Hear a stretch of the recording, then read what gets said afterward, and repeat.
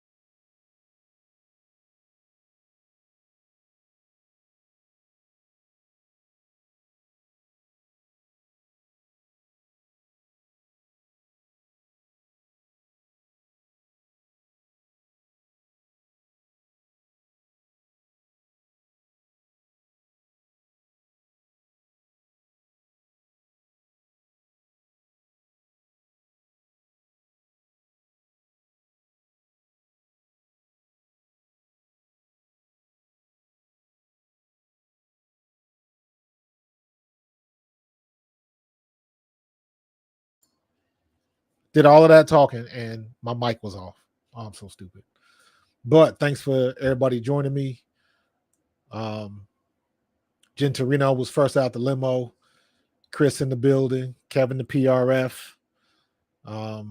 Daniel Berry Sports. And Connectando. Where you from, dude? Let me know where you from. But we got a bunch of couch potatoes, couch quarterbacks, armchair quarterbacks in here. About to get it started as soon as I can find this game on my iPad. So I ain't got to keep breaking my neck. I got the CBS game here. So I got Las Vegas and Washington. Washington's been playing good lately. So Washington's been playing very well lately. So let's see if they can hold off Las Vegas. We'll see what they can do. Connectando, Caitlin Clark creates magic with her pass. Yes, she does when they catch her passes. So I'm with you from that standpoint, but they got to catch them passes, man. Let me see. Come on with this sign in already.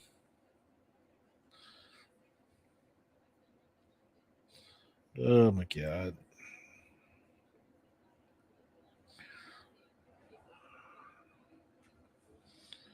Good grief. I'm trying to log in to Xfinity because it logs me out every time. That's it? Nope. Try again. And where is my... Oh. There we go. Don't ask this again. Now we're cooking with grease.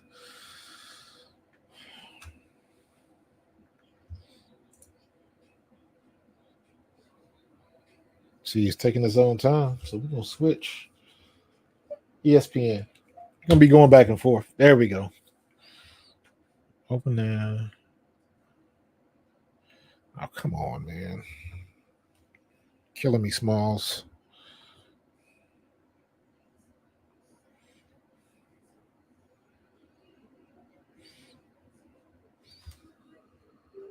They're about to get started.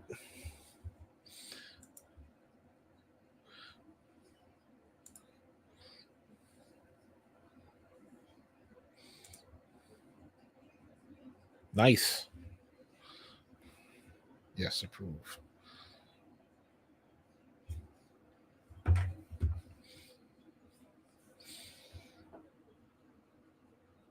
Tenth birthday wish. Yeah, they be playing that up. Monica McNutt is on the broadcast. All right.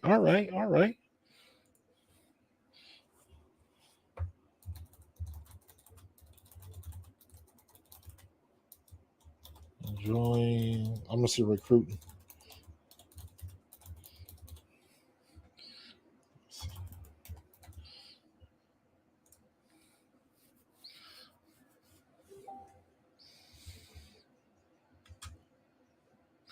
I like the Aces.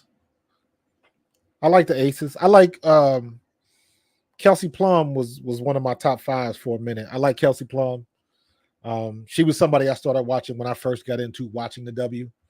Because I never knew who she was. All I remember her was from that shot of her throwing T-shirts in the stands at the Lakers game. I never knew that was Kelsey Plum. And then when I found out that was her, I was like, oh, so it was kind of like an epiphany for me. And it caused me to start like reverse engineering, like who I had seen on TV or at this place or that place. Because before then, the only people I knew was Kelsey Mitchell, and Sabrina Ionescu. And then I knew Kelsey Plum played, but I didn't know that Caitlin Clark broke her record in college. I didn't know none of that. So I'd always started watching Plum, and I was like, oh, she got skills. So yeah, I never knew that was her. Never knew that was her, Illuminati. Never knew that was her. Appreciate you loving the channel, bro. Tell your friends about me. Trying to keep it moving. So, I got to change my graphics. Hold on. Let me get up to date here. Let's see. Let's change the scoreboard and get that up to date. And ESPN, man, it's their freaking channel, and they slow on the draw. Like, what's up with that? There we go. Now we cooking with grease. Hold on. Update all my graphics. 2-2. I don't know who just scored. I'm trying to get the play-by-play up. I missed that last one. And then we can get on the court. Let me see who's in the game at the moment. There we go. All right, we're good to go.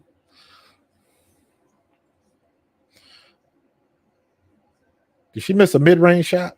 I think she did.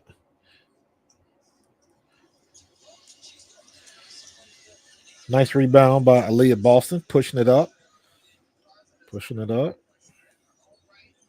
Courtney is that's a good defender for her because Courtney's quick. Nice. I see you backing them down. Caitlin.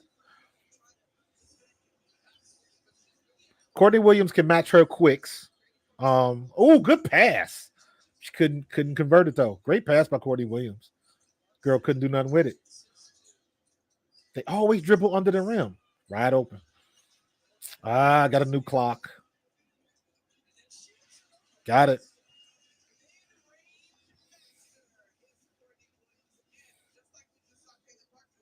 Melissa, I like the lineup. That's the lineup they had when they beat New York. Well, with the exception of Wallace. Moving screen? Come on now. That's a weak call.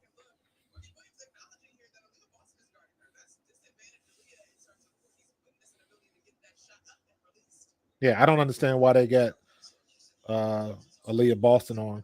Well, I guess that's where they ended up.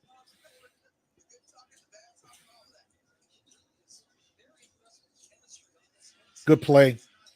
That was a great play. All right, 6-4. Oh, she thinking about it. Tried to force that pass. Not moving fast enough, and they just gonna give it a lane. Good foul by Samuelson. Well, that was Caitlin. I thought that was Katie Lou. Okay.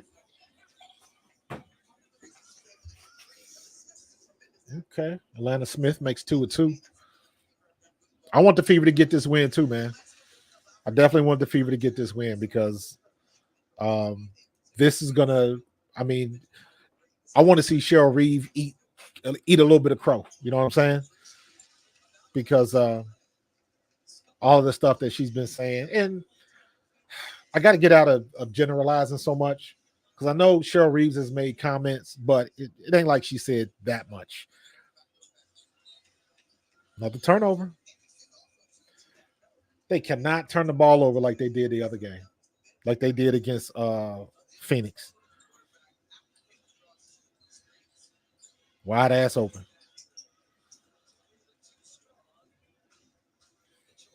Kelsey Mitchell.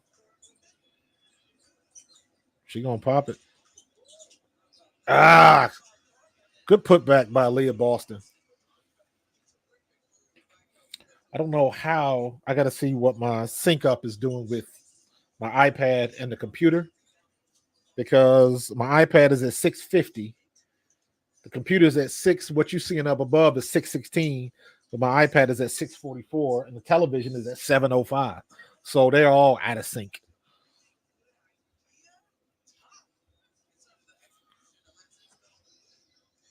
So I'm all the way behind. So I'm trying to.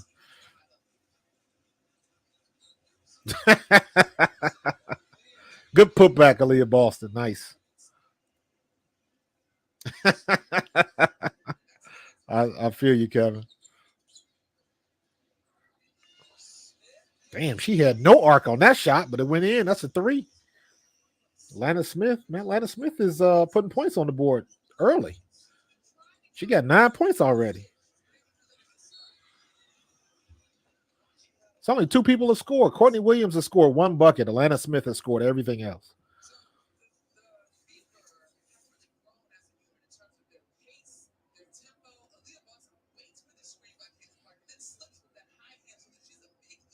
Damn, Jacoby Jones died today? That's a shame. 40 years old, man. Tell you that all the time, man. Tell you people you love him while you're here. MVP of the W, in my opinion, it's got to be either Asia Wilson or possibly DeWanna Bonner of Connecticut.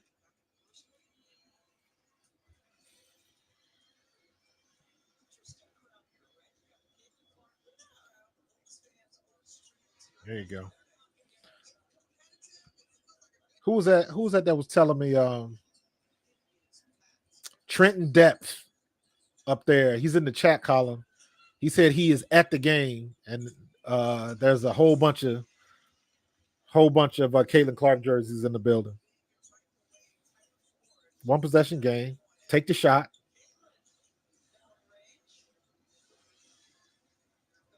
I ain't mad at that shot. Good pass. Damn, Courtney Williams is just threading the needle, man.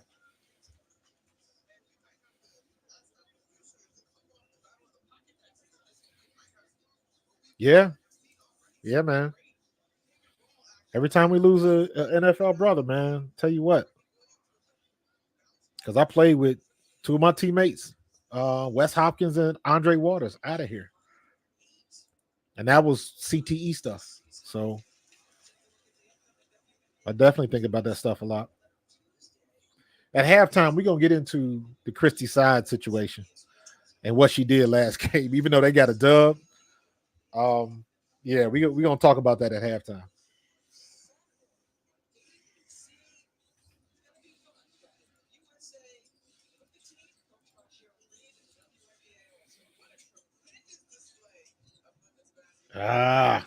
Another bad pass, man.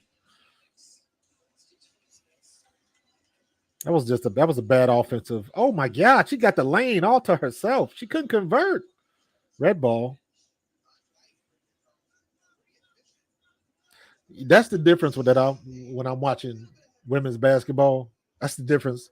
When they get them open lanes and they moving so fast, they can't dunk. Kev, guess who in the game, man? I got to get some type of graphic or some type of animation when Erica Wheeler comes in the game. I got to do that. I'm about to get get like a meme of like Bad Luck Schlep Rock from the Flintstones. All right, Katie Lou with a 3.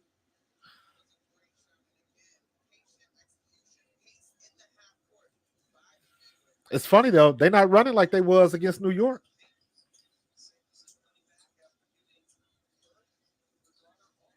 That's interesting. They're not going back to that style, and it was effective. Ooh, good steal. Good steal, Katie Lou. He's up. He's up. Got the foul.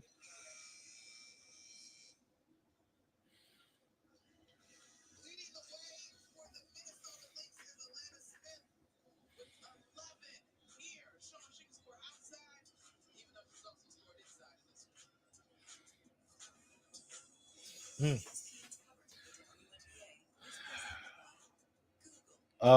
You know what? Let me go back to that game. You're talking about the Aces. 44-45 in the third. Still got a lot of time going back and forth. They might eventually take over.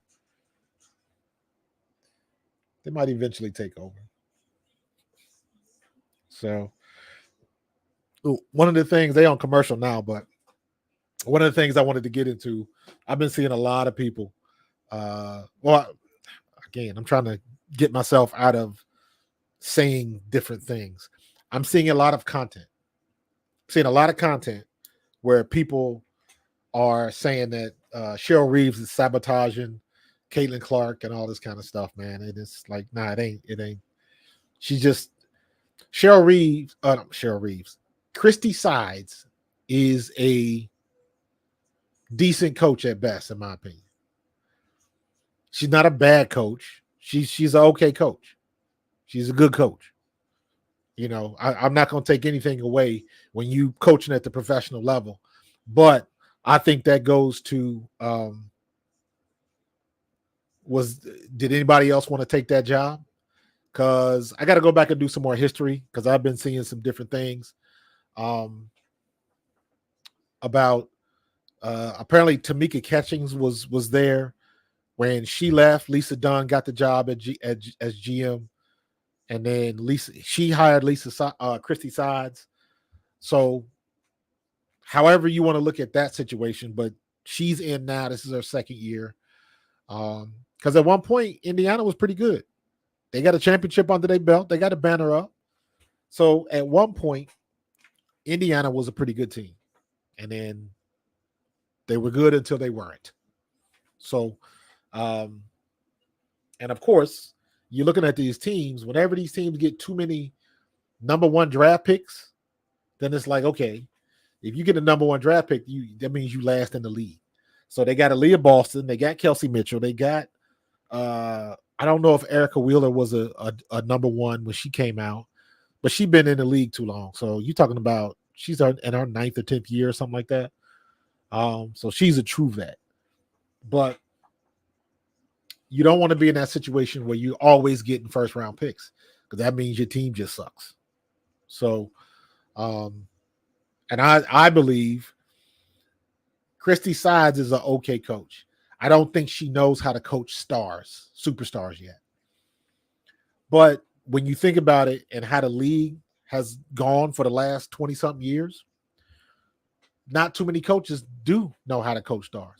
Now, you got Becky Hammonds, who was a star and was playing in the league when the league was at its highest. Good shot by Kelsey Mitchell. When the league was at its highest. So, she understands what to do. Weatherspoon knows how to coach stars. That's why she's having so much success with Kennedy Carter, in my opinion, because Teresa Weatherspoon was a hard-nosed player. Uh-oh.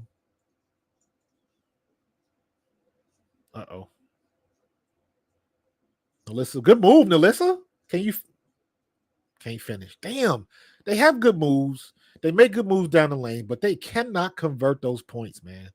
It just doesn't happen. You got a power play. You got somebody down. Too late. Just fire it up, Kelsey. Stop messing around. Kelsey Mitchell be getting a high ass arc on those balls, man. With Reese, her streak ended yesterday, and she was frustrated. I did see that, Jen Torino. They were talking about that. And I'm like, so now everybody's talking about padding stats and saying it was abysmal and you know a lot of bad stuff on it. I was like, man, just stop. Because when they had conversations like that, they act like that type of shit didn't happen in the NBA. or it don't happen in NCAA. Like, yes, it does. I'm like, they was, if a team want to let her get 2 points at the end of a game and the game is over with, so be it. I ain't mad at them. If she was trying to get her 10 points to keep that streak alive, I'm all for it. But New York Liberty said, hell to the no. And that's what they're supposed to do. And the fact that she got mad because they were defending her so well in the game. And I mean, think about it. If she's trying to get some extra points so she can get to 10 points, that means they held her to 8 points in the game. So they were defending her quite well. And apparently, another damn turnover, man. Man, get Erica Wheeler out the game. Is that Lexi? Yeah, Lexi's in there, passing the ball around. She's throwing up some wild stuff. Let's go, CC. Come on down and just pop one. What is with nice? Get up. Good hustle by Lexi Hall. Yo, Illuminati, everybody passed stats, man. And like, I ain't mad at it. Like, that's gamesmanship. And I've seen that a lot of times. And all of a sudden, why is it so just awful now? It's like, stop with that. And that's what I hate. Like, I like Angel Reese. I like Caitlin Clark better, but I can like both players at the same time. It's, two things can be true. I think Angel Reese is playing well, and I think a double-double does mean something, because if it didn't, how come everybody ain't getting double-doubles every week? You know what I'm saying? At least that means you playing and you making an impact. You playing quality minutes for your squad. That's what a double-double means to me. If it's 10 points and 10 rebounds, whether it's 10 rebounds, 10 assists, however you want to look at it, you putting major contribution to your team. If you getting double digits, because everybody ain't scoring 10 points. So it is what it is. So give her her props. She had a double-double streak that nobody has seen in the W ever. And then I go back to the crazy comments that Cheryl Swoops was making a couple weeks before the season had started about what these rookies weren't going to do. And it's like, you got to at least let them play before you come up with any type of, prognostication on, what the start of their career is going to look like. And she jumped the gun, because both of them, Angel Reese is balling and Caitlin Clark is balling, and Rickea Jackson is balling, Aaliyah Edwards is balling, and a whole bunch of other people that just don't get the play time that Caitlin Clark and Angel Reese does. Rickea Jackson should be in the Rookie of the Year hunt. The reason why she is not is because she only plays 20 to 25 minutes a game. She's just not getting enough clock. Caitlin Clark done had at least, 2 or 3 games where she was like 37 plus minutes. I know she had one game where she was a complete 40. Ain't nobody else doing that. Take the shot if you're going to take the shot. Ooh, Lexi Hole. That was pretty. Great pass by Caitlin Clark. I know I'm late. Let me see. Minute 4 left. I'm not too bad. Must be timeout. And one.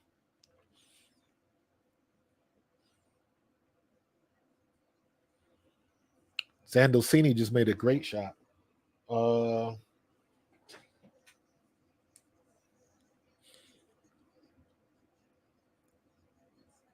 Nice. He's been playing pretty good too, Zandosini.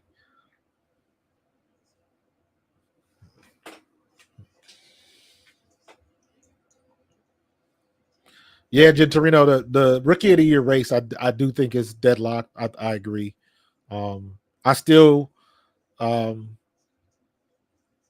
yeah. At one point, I gave the edge to Angel Reese, and then the day I said that, that's when Caitlin Clark had her triple double. So,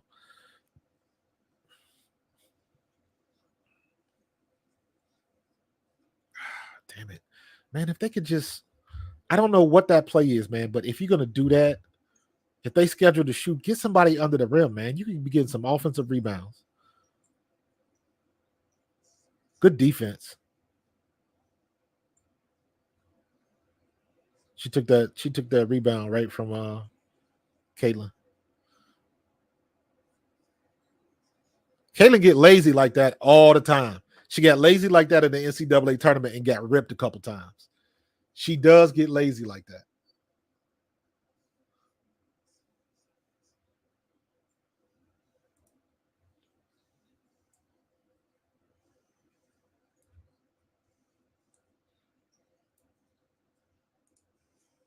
Got to move my blocker up there just in case ads start popping up in that little corner.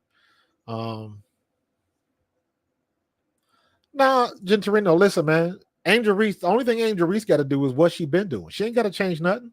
She ain't got to try to become a passer. That's not her game, especially when she down low.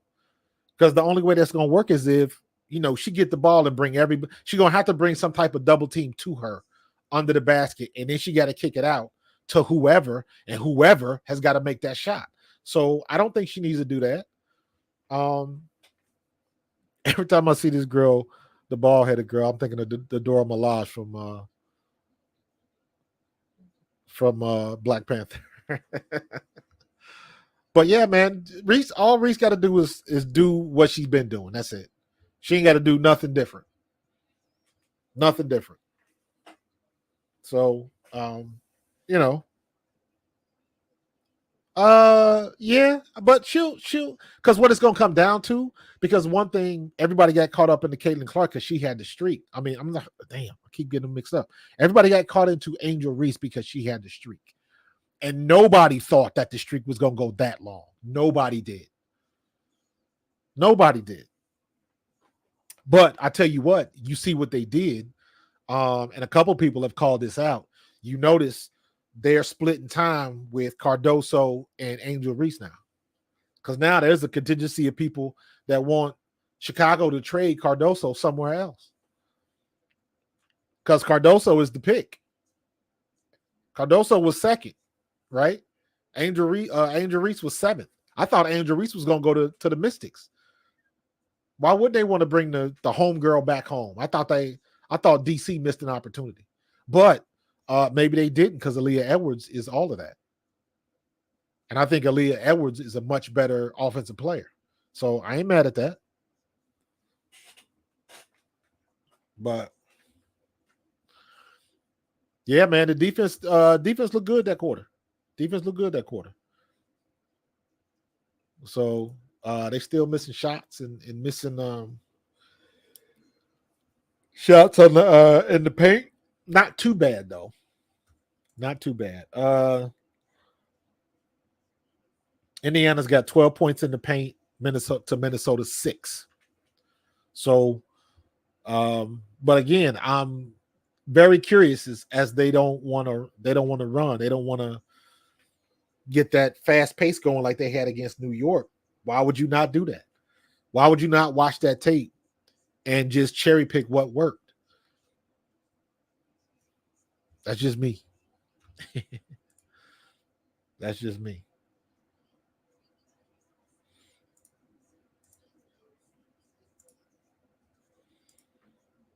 Let's see.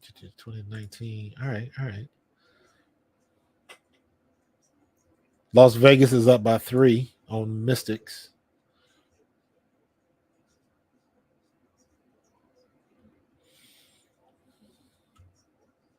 Let's see if we can get the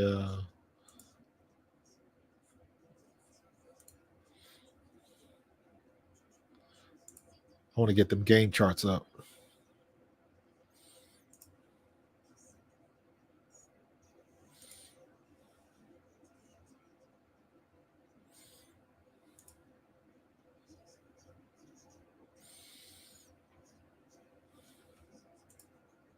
They don't have the shot charts up yet for some reason. They got them from Minnesota, but they don't have them up for Indiana yet.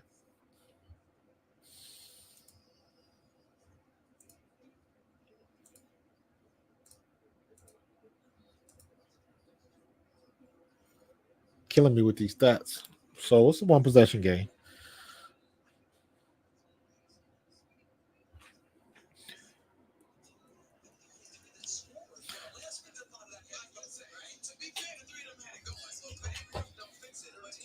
If it ain't broke, don't fix it.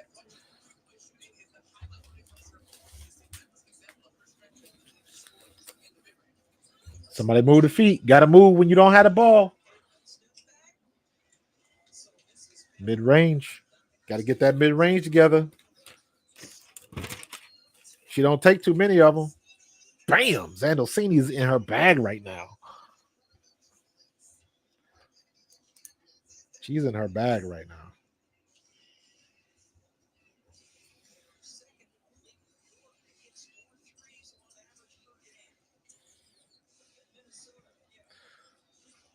How many turnovers she got already?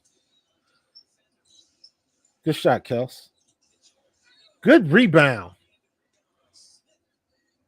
Man, I like the way Nalissa Smith plays underneath the rim. She goes up and gets rebounds. As opposed to Aaliyah Boston, a lot of times it looks like Aaliyah Boston is letting the ball come to her. Nalissa Smith goes up to get it. And because of her height, you see she's going up with one hand. Good move.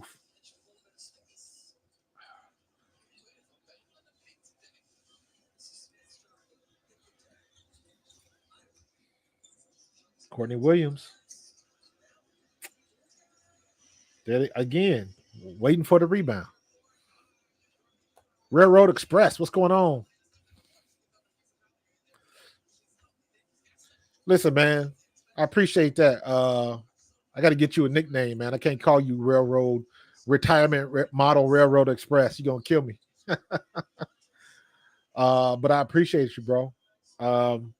Yeah, man, my background is I'm NFL, dude. I'm former NFL Philadelphia Eagles. So I try to pride myself in keeping it 100. I like everybody. I don't hate anybody. So I want to see everybody. I want to see the league as a whole succeed. Damn, another turnover. So thank you for that, because I do try to keep it real, man.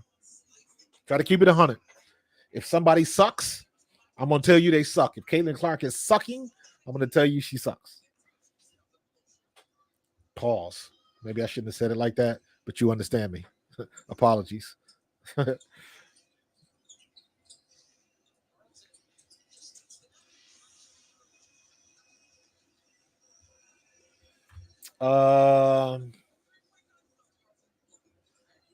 me get the full box score.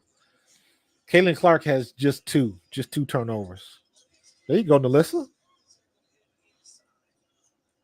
Oh, damn, it was almost a 10-point game. How did that happen that quick?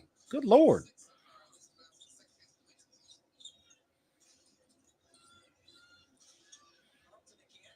Nope. Dantas is in the game.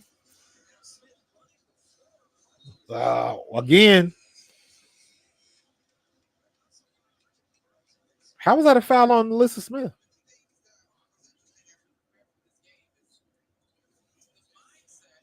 Perfect pass.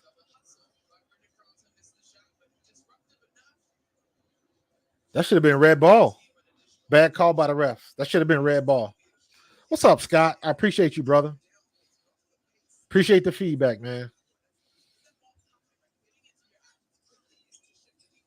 Yeah, I already got a YouTube channel called Marcus Thomas, so I couldn't. Pro Fan Talk was when I first started getting into the YouTube space. I started a podcast for another sports channel, and that was the name I came up with, Pro Fan Talk. So kind of rolled off the tongue. So figured I'd keep it rolling. Matter of fact, no, I think somewhere on Spotify, I started a podcast right before the pandemic, but it was a traditional podcast, audio only. And I remember, because at the time I was working two jobs. I was working my 9 to 5, and I was also working for Apple. And I didn't have enough time to edit. I thought I didn't have enough time to edit. And I always kick myself, because I always say, if I had to just started a traditional on-camera YouTube streaming podcast like I'm doing now, if I'd have started that before the pandemic hit, man, I would probably have like 60,000 subscribers right now. So, but was what it was. Was what it was.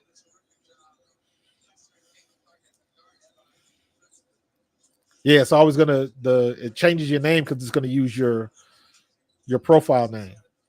Man, I do not want Aaliyah Boston dribbling. Somebody move. Somebody got to move.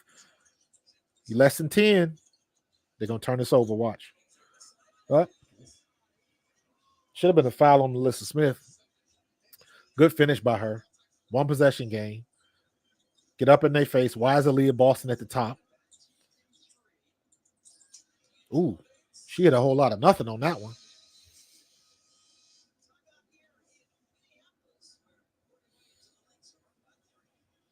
All right.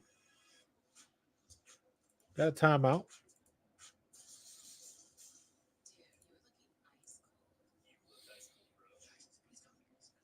Las Vegas starting to extend that lead 70-62.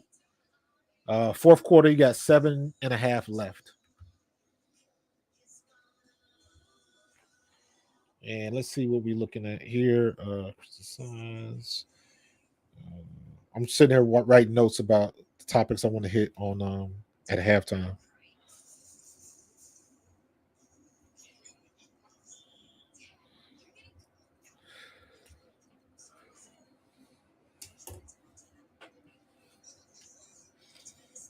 And what else we got?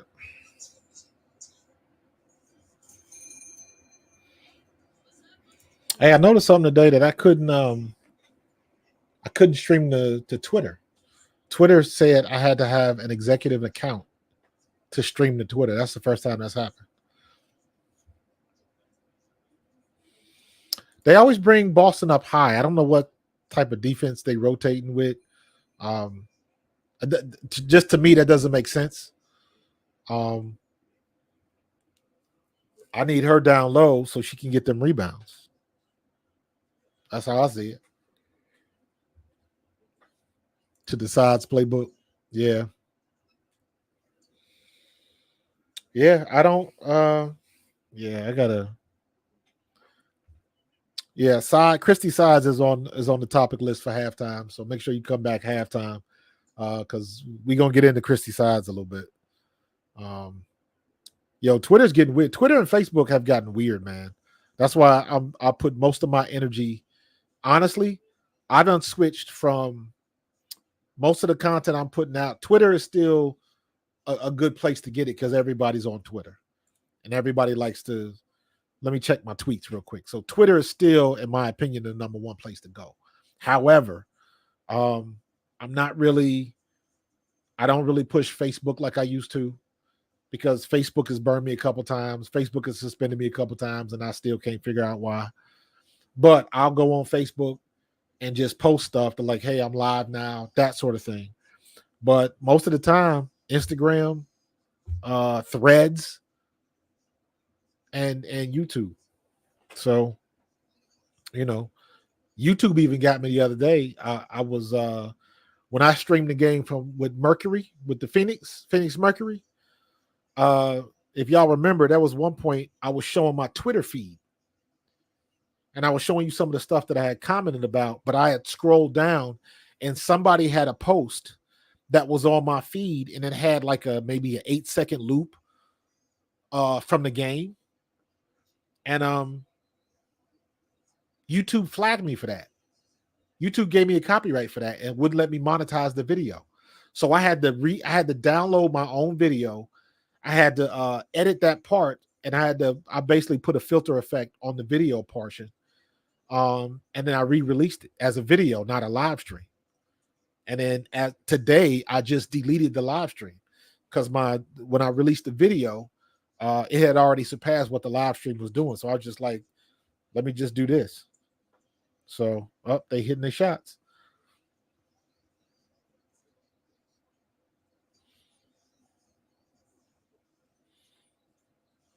Good shot. Not hitting it. See, what do you do? See, this is what Christy Size is always. What do you do when your players aren't hitting shots? I think she's right into using Caitlin Clark to set up Kelsey Mitchell. But what happens if Kelsey Mitchell is cold? What do you do then? So now you got to switch it back around and get somebody else to set up Caitlin Clark. And that's what she don't do.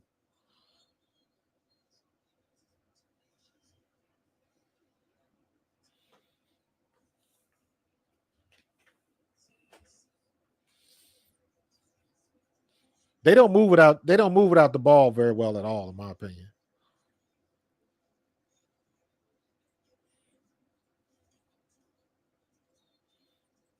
Oh, see, that's the problem right there. They got her and Wheeler in the game at the same time. So they getting Kelsey open, but here's the thing: if they going come at Caitlin Clark like that, somebody else has got to be open. Look at that, man. That's a hustle rebound right there. That's a hustle rebound. Why is she getting rebounds coming from the 3-point line? That's just hustle. Take the shot, Caitlin. She cold. She 0 for 3 from deep. So she's gonna have to start driving, getting in the paint.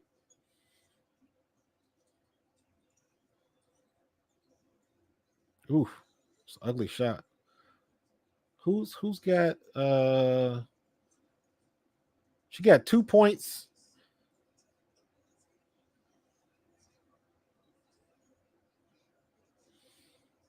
Aaliyah Boston with 11. Stay there. Good block. Aaliyah Boston's presence makes people change their shot. That's a good putback right there. To be able to put that ball back up, score the point, and not step on Nalissa Smith. That was pretty impressive. Ugh. Look at that. Another hustle rebound. Look at that. 3 opportunities at the rim, man.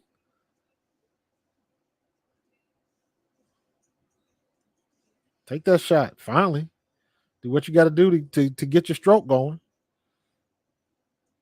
1 possession game. They needed that 3 too.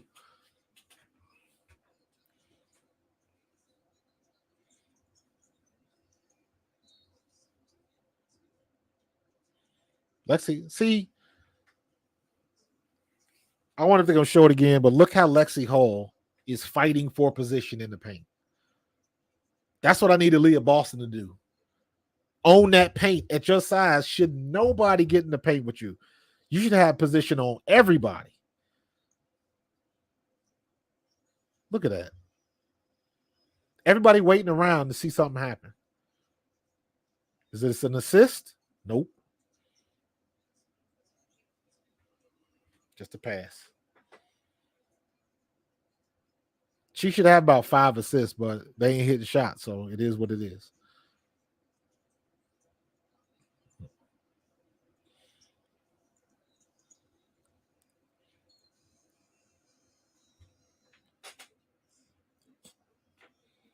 They're subbing Caitlin. She looked tired. I ain't gonna lie. Oh, Olympic team injury. Yeah, that's another thing on my list for halftime.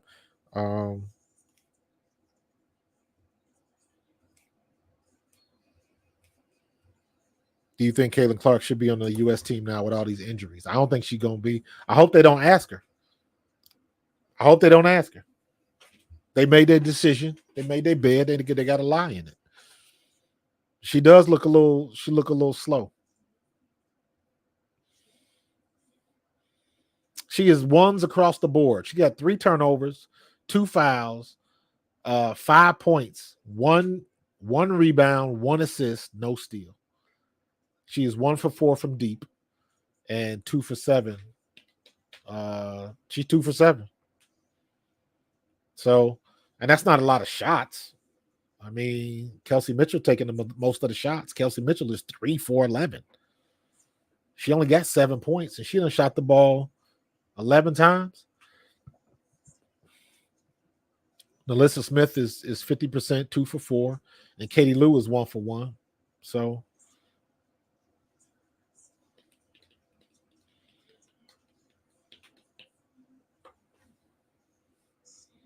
I would imagine that Tammy Fack Bentley is trying to hold off until after the break.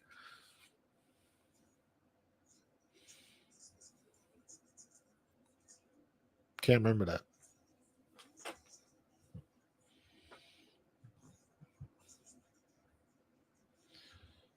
All right, what's going on with Las Vegas? Las Vegas 76-69, 4 minutes, 17 seconds left. So it's a 7-point game.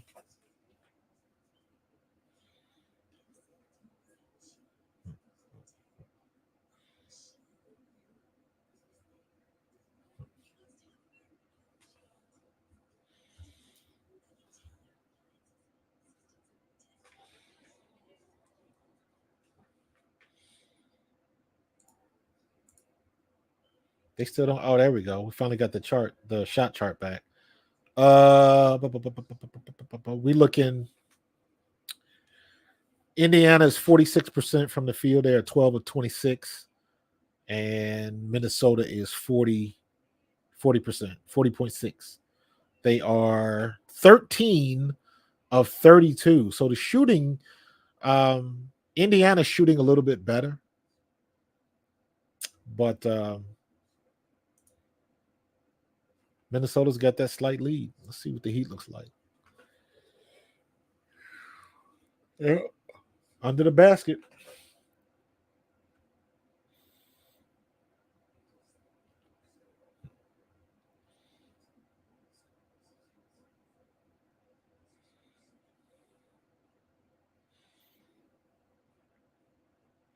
Clark and her family, I think probably was worried. Come on, dog. Don't do that.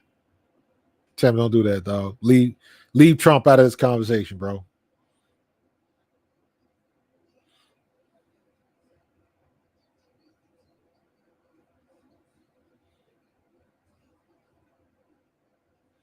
Erica Wheeler's back in the game playing defense.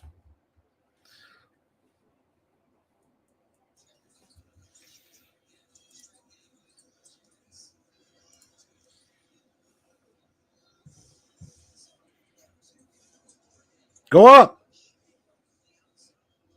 Why does everybody dribble so damn much? Take the shot. Lord have mercy.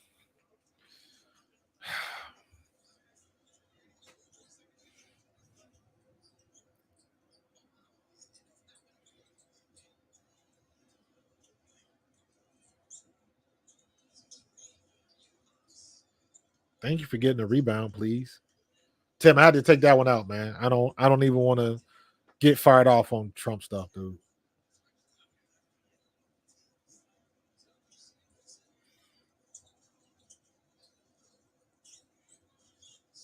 She gonna spin back. That's a walk.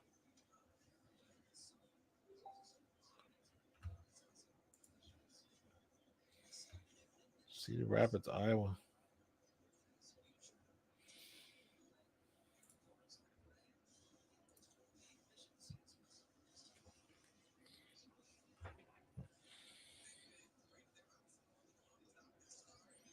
Who's got Kelsey Mitchell's got it? Caitlin Clark's coming around. Take the shot.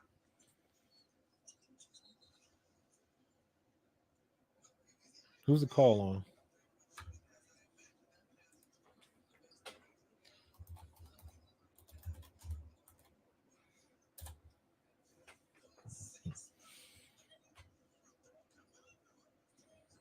Yeah, it's a slow half.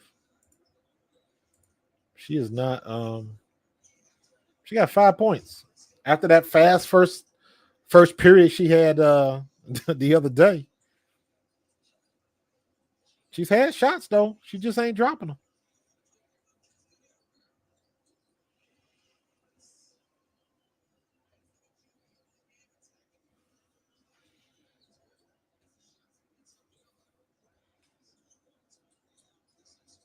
She's having a quiet game. Who's did they bring it back? Good pick. Courtney Williams, good pack. Courtney Williams is passing her butt off. They can't convert though. Kelsey Mitchell wasn't looking for the ball. She wasn't looking for the ball. Good pass, but she wasn't looking for the ball.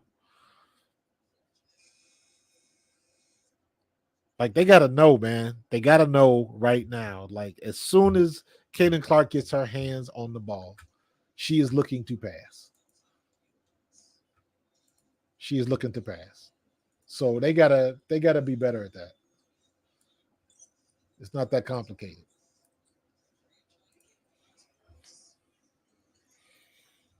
Ugh. No problem. Hey, Tim is one of my dudes too, man. No disrespect, Tim. Don't go nowhere, man. I don't even want to get into that Trump conversation, bro. So here's the thing with Caitlin Clark right now. Here's the thing. She got 7 points, 4 turnovers, and 1 assist and 1 rebound, right? And it's still a tie game. It's still a tie game. This has all been Aaliyah Boston getting her the ball. Aaliyah Boston got a double-double already, 11 points and 10 rebounds. So keep feeding the ball to Boston. This is where I talk about having a dynamic offense. This is what's going on right now. Caitlin Clark is just mid. Kelsey Mitchell is mid. Nalissa Smith is doing all right. She's getting rebounds, but it's all been heck, Nalissa Smith ain't even getting rebounds. She got 6 points, 2 assists, and 1 rebound. This is all Aaliyah Boston. 11 points, 10 rebounds in the first half. Add an assist and 2 blocks. So this is all Aaliyah Boston's have. So, but for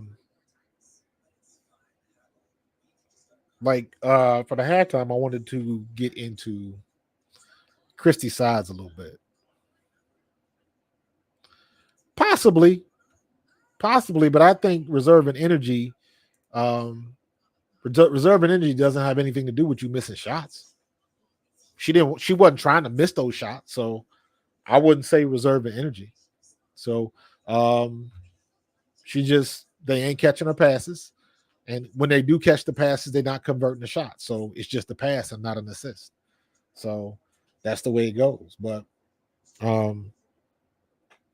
what I wanted to talk about with Christy Sides was after looking at that game the other day, and to have that type of fast start and the way that game ended, if that was an NFL game, they would say that she was coaching scared. They would say in the second half, she was coaching not to lose. Instead of coaching to win a game or to take a game or to dominate, you're coaching not to lose. Because I noticed that in that second half, now all of a sudden, that first half, they was pushing it. The pace was hot.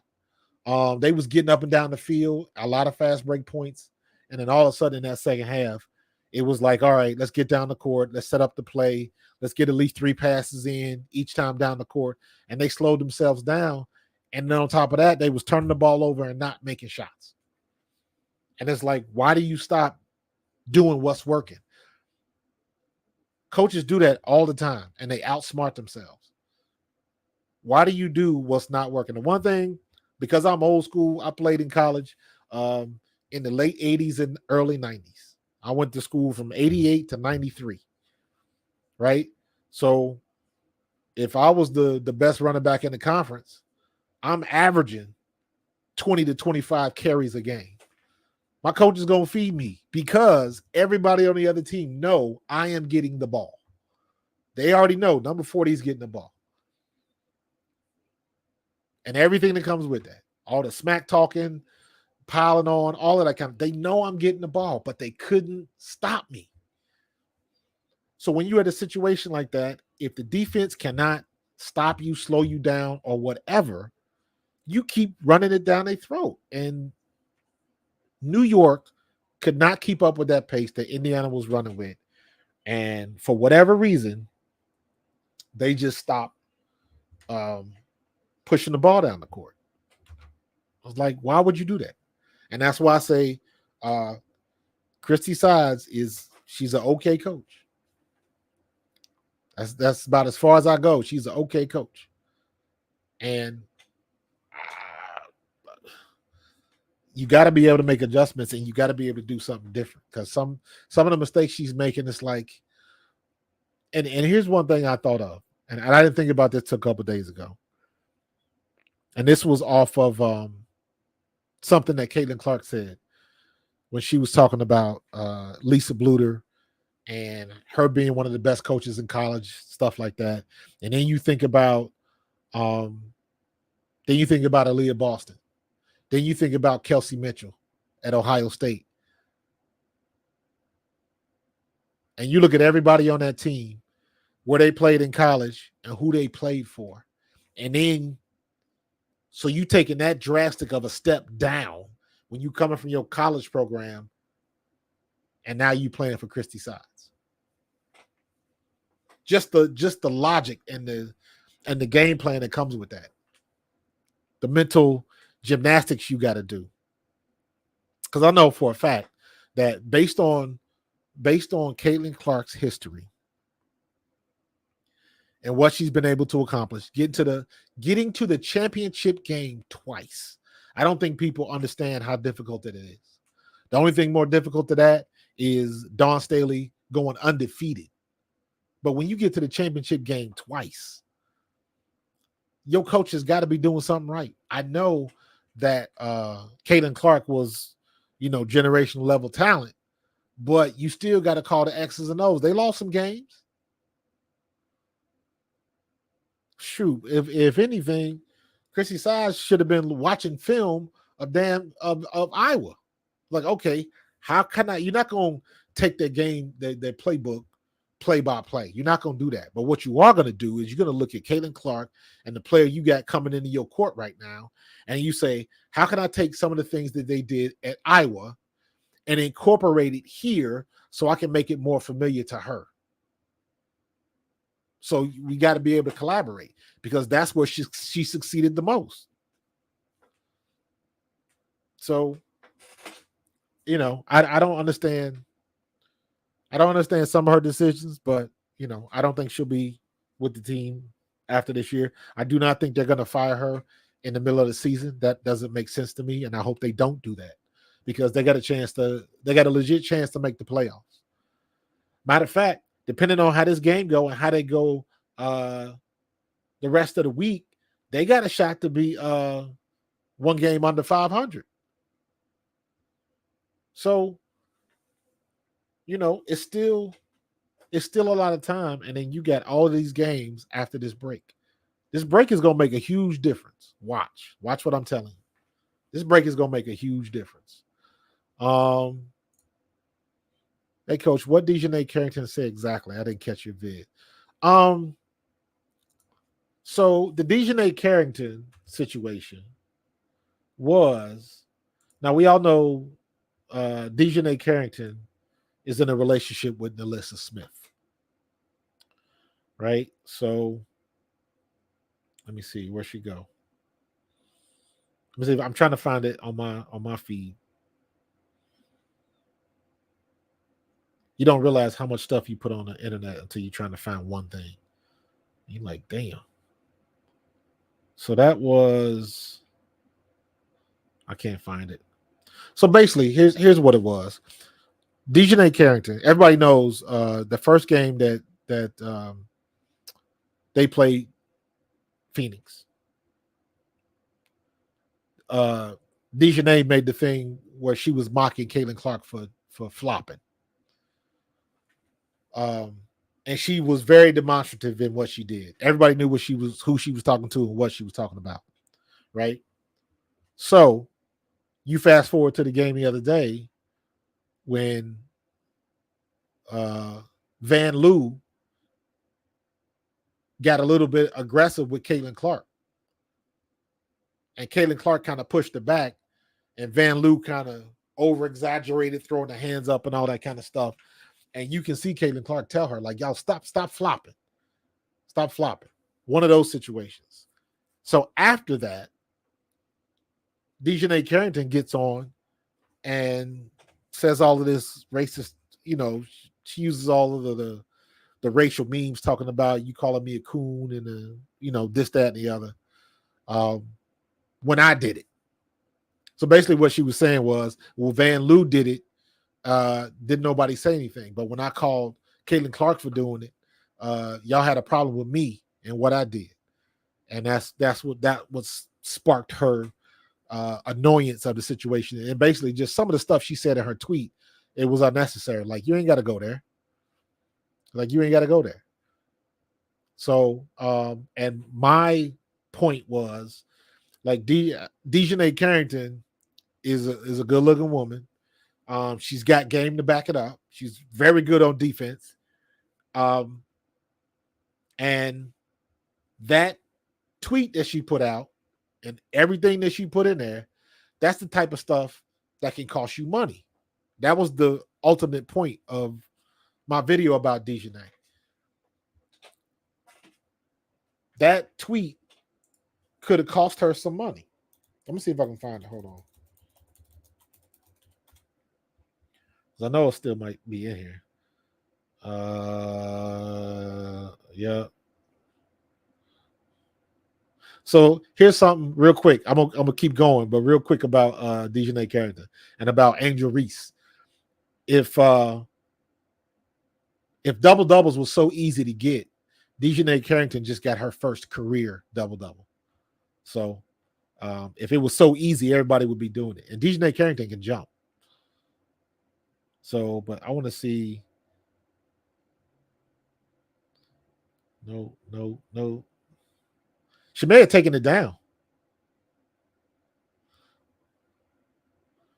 She may have taken it down. I saw some other stuff about it, but I don't have a problem with her saying what, being angry, annoyed at the fact that when she called somebody out for flopping, nobody, everybody came at her because it was Caitlin Clark. And then when Caitlin Clark did the same thing, didn't nobody have anything to say. That part I understand. Is she right?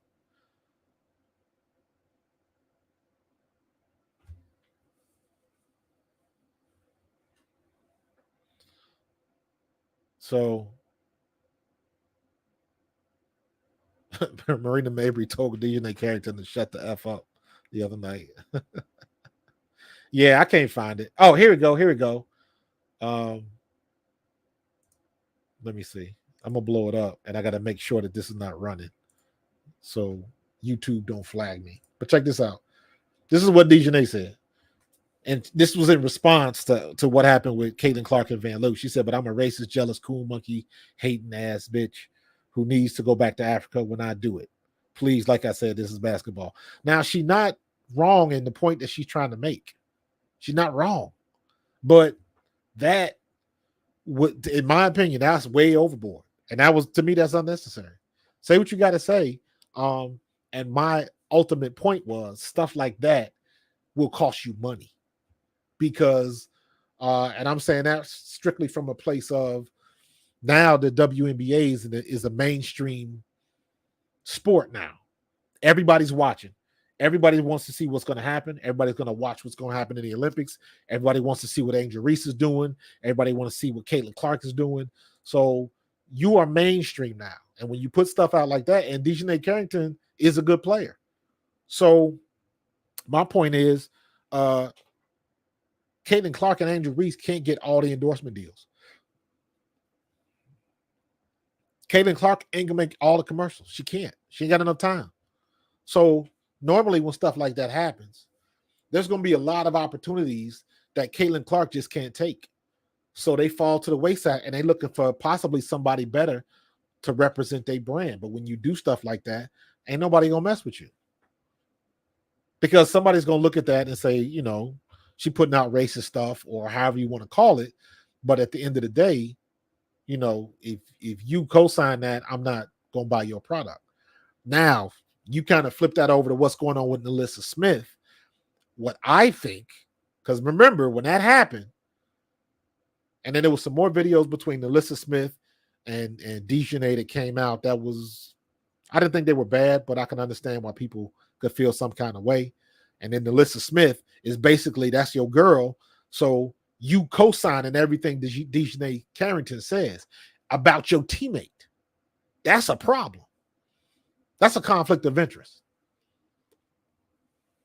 That's a conflict of interest. I couldn't imagine, and I use an obvious example. I couldn't imagine if I was, let's say, when I played with the Eagles, I played with Seth Joyner, I played with Willie T, I played with Clyde Simmons, Eric Allen, Randall Cunningham, Byron Evans. I played with the Fridge, Wes Hopkins, Andre Waters, all them dudes. So I can't imagine and think of it like Philadelphia, the rival with the Cowboys. I couldn't imagine if I just happened to be at my girlfriend's house in Dallas, and for some reason I'm giving an interview, and I start talking, start talking about what somebody from the Cowboys said about Seth Joyner, about Randall Cunningham, and I'm co-signing it, and I got to go back to Philly. Hell to the no. I'd have been walking to ass whooping when I got back to the vet. So I'm looking at it from that standpoint, and it might be an old school point of view, but you keep your stuff, you keep your in-house stuff in-house. And the biggest problem I see right now with a lot of the women in the WNBA, they're not used to having this mainstream appeal yet. Everything you say, the internet is going to come for you one way or the other. People that agree with you and people that don't. And you got to be careful. So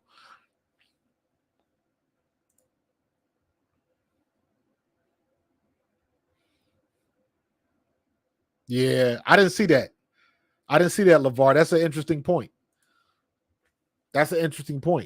Because they got to run, and even when are they doing this dumbass interview and the game is going on? I hate that. I hate the WNBA for doing that. Make the shot, please, so she can get an assist. Damn it. Lord have mercy. But, if Lynn Dunn thinks that Boston is her best player, that's her opinion. And you know what I say? Opinions are like assholes. Everybody got one. And guess what? Meanwhile, she's off and on. She's streaky. Good move, Nalissa. Good move. And one. Nalissa Smith is athletic. I'm curious as to the type of coaching staff they got, because somebody should be working with Nalissa Smith to get those shots around the 3-point key together. Because Nalissa Smith should be doing what Angel Reese is doing. Let me be honest with you. Because she's a better offensive player. She can jump higher. And she just got good athletic ability. Plus, she played for Dawn Staley. She did go to South Carolina, I believe. So, I'm just saying that, what is their coaching staff like? Red ball.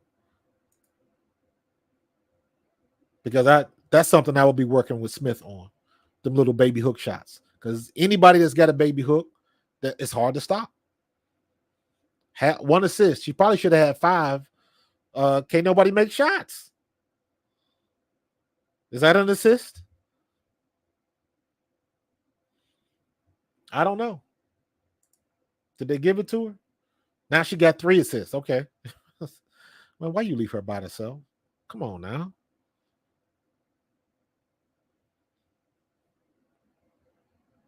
They pushing it. There you go. Up. Lord have mercy. Up. Get the foul.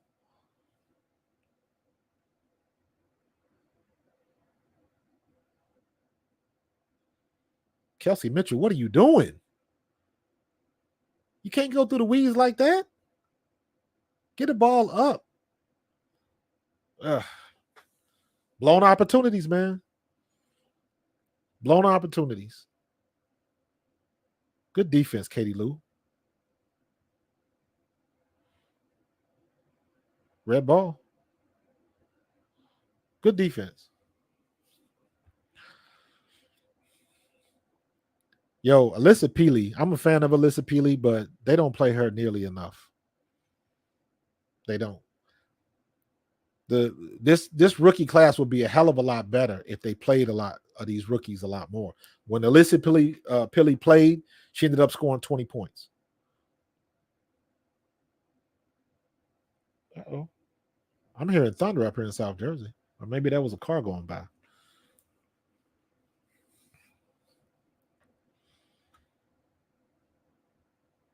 All right, we got some dropping it back. Ooh, okay. That was an ugly shot.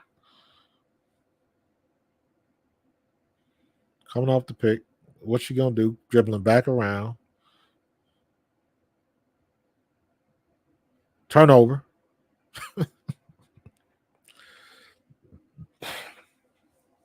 I don't know what Katie Lou was doing with the ball. That was an ugly shot with her left, but it went. So I'll give her props for it. And she long too. She got a long wingspan. That girl, you Hash. She got a long wingspan. How tall is she? She is 6'5". Dorka Uash. Here they go again with this nonsense.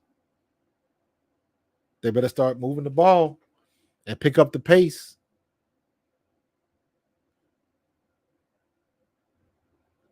Caitlin Clark is scared to shoot a mid-range jumper. Caitlin Clark will not shoot a damn mid-range jumper. She won't do it. She had that open shot right there on the free throw line. She didn't want to shoot it. She gave it up. If she can learn how to make that shot, that's why Kennedy Carter is doing so well right now. She takes those shots around the free throw line, either side of the free throw line, and she makes them. Is she Hungarian? Okay. I know she got to have about a damn near 7-foot wingspan. She got arms like Stewie.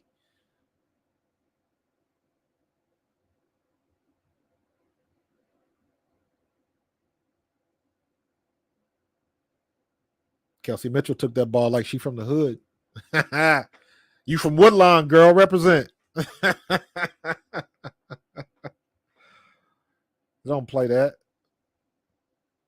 That's how you take the ball. Give it. Take that ball. They be used to everybody being nice.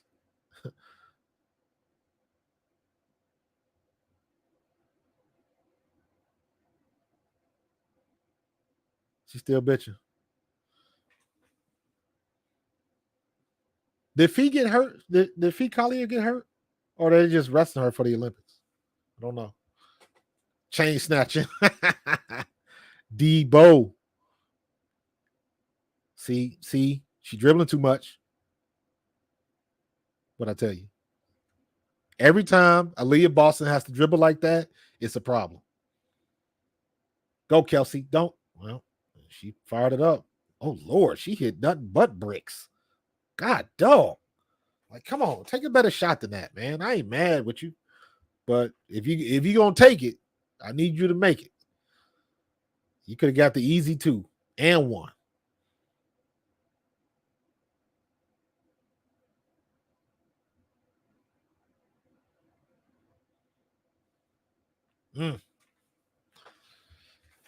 Dancing back. She in the background of she in the background of Mortal Kombat. Street Fighter.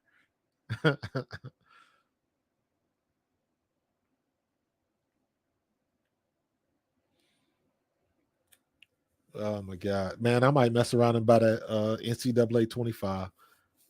And I ain't played a football game in 15, 20 years. Last video game I played was I got to the end of Calypso Protocol because I like some horror games and stuff like that. But that was the last one I finished. Matter of fact, I didn't finish it. I'm at the final boss. I just haven't went back, and I probably couldn't even remember the controls by now. It's been so long. Yeah, man. NCAA 25 looks fire. But I stopped playing video games when my grandson started beating me in Madden. My grandson started whooping me when he was like 10, 11 years old. And I was like, time to hang up the sticks. I was never that good of a player anyways. But yeah, that college game looks tight. She got plantar fasciitis. Ugh. Oh, okay. Yeah. You definitely need that. Plantar fasciitis is like almost like a hamstring injury. The only thing you can do is rest it.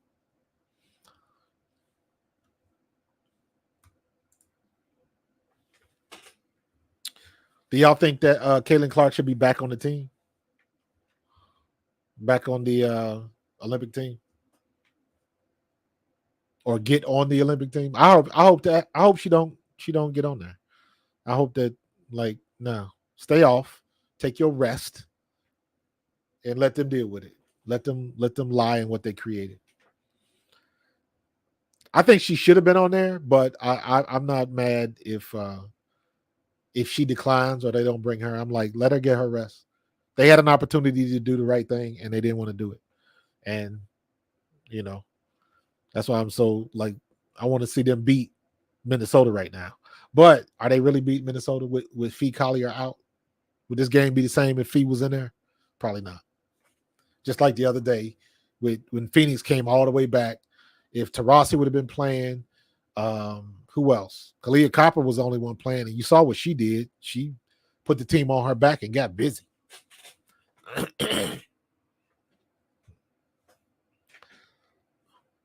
Yeah, she probably don't want to now. And I don't blame her. I wouldn't want to either. If they were smart, they would probably get her on some type of telecast, watching the game, making some comments. But they screwed up the opportunity. All of the catty bullshit. They screwed it up. They screwed up the business opportunity is what they did. They screwed up the business opportunity. I've said this before. I don't think she should have been on the team. I don't think she was good enough to be on the team with that roster of guards that they had. I agree. She should not have been on that team. And they were building a veteran team. That makes sense to me. So that part I understand. But from a business standpoint, I was like, that's a no-brainer. When you're trying to build the brand of the league, I just thought it was a good idea to have her on the team. So you trying to get everybody paid with this CBA. So I've been beating a dead horse with that one. So would you not put the moneymaker on the USA team? That's where all the I mean that was my thing, and just the same reason they did it go way back in the day when they put Christian Laettner on the team instead of Shaquille O'Neal. Shaquille O'Neal was the most dominant college basketball player, period. And they brought in Christian Laettner because Duke won the championship. Duke was more popular. That's exactly what happened. And it wouldn't have mattered either way. And I think it's the same thing now. I think the women's team is good enough where it wouldn't matter. If Caitlin Clark was on the Olympic team, I would not expect her to play. She would get mop-up duty. We'd be playing against Angola or somebody and be up by 40 going into the fourth period, and that's when Caitlin Clark would get some clock. That's what I would expect if she was on the Olympic team. I wouldn't expect her to be a starter. I would expect her to get limited minutes, maybe 3 to 5 a game, if that. Because every game you playing for something. Every game you playing for a championship. So, or the gold, so to speak. So, but we'll see what they do. But I tell you what, if they do not come back with the gold, oh my God, are they going to hear about it? They are going to hear about it. What's going on? Take the shot. Damn it, Caitlin, what you waiting for? Kelsey Mitchell, what are you waiting for?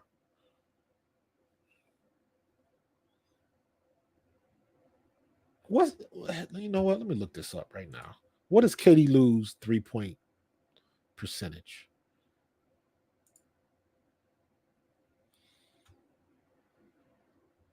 Her 3-point percentage, regular season. Her 3-point percentage is 34%.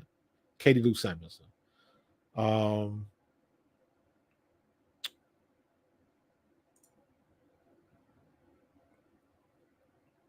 Caitlin Clark 3-point percentage is 34%. So they're kind of even, but Katie Lou's a little bit better. And then what's Kelsey Mitchell? What's Kelsey Mitchell's 3-point percentage? 37%. So Kelsey Mitchell is the best 3-point shooter they have on the team at 37.1%. So if anybody, Courtney Williams, good shot. Lord have mercy.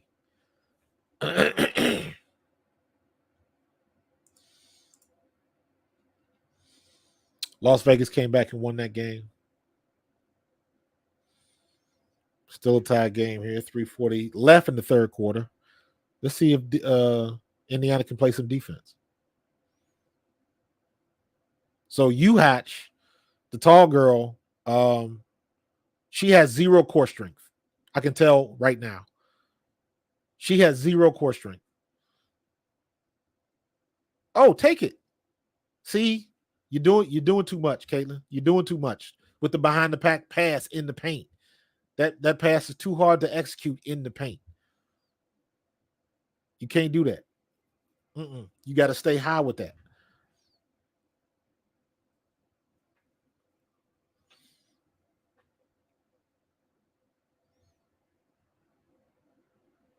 Shot clock violation?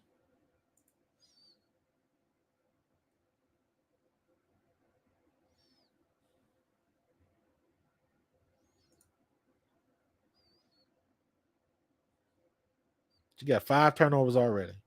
Anything above 5, that's a problem. Y'all know the rules.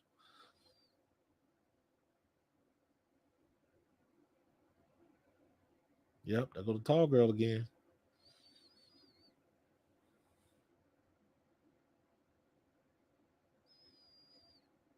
Erica Wheeler. That's a problem. All-Stars beating the Olympic team. I think they will. I think the All-Stars will beat the Olympic team. It all depends on how they play them. If they because they got to really what they got to do is keep the ball away from Griner. Yeah, Illuminati Aces did win. Push it. Got the foul.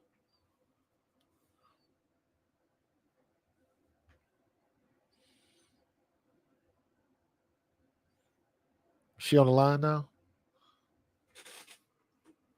2:33. I'm about 10, 15 seconds ahead of my television.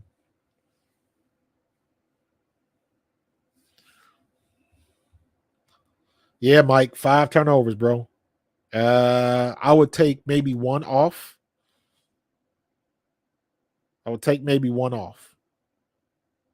Because that pass that she to Kelsey Mitchell, the Kelsey Mitchell wasn't ready for. Other than that, it's all on her. And sometimes she get a little too cute with some of her passes, and she don't have to do that.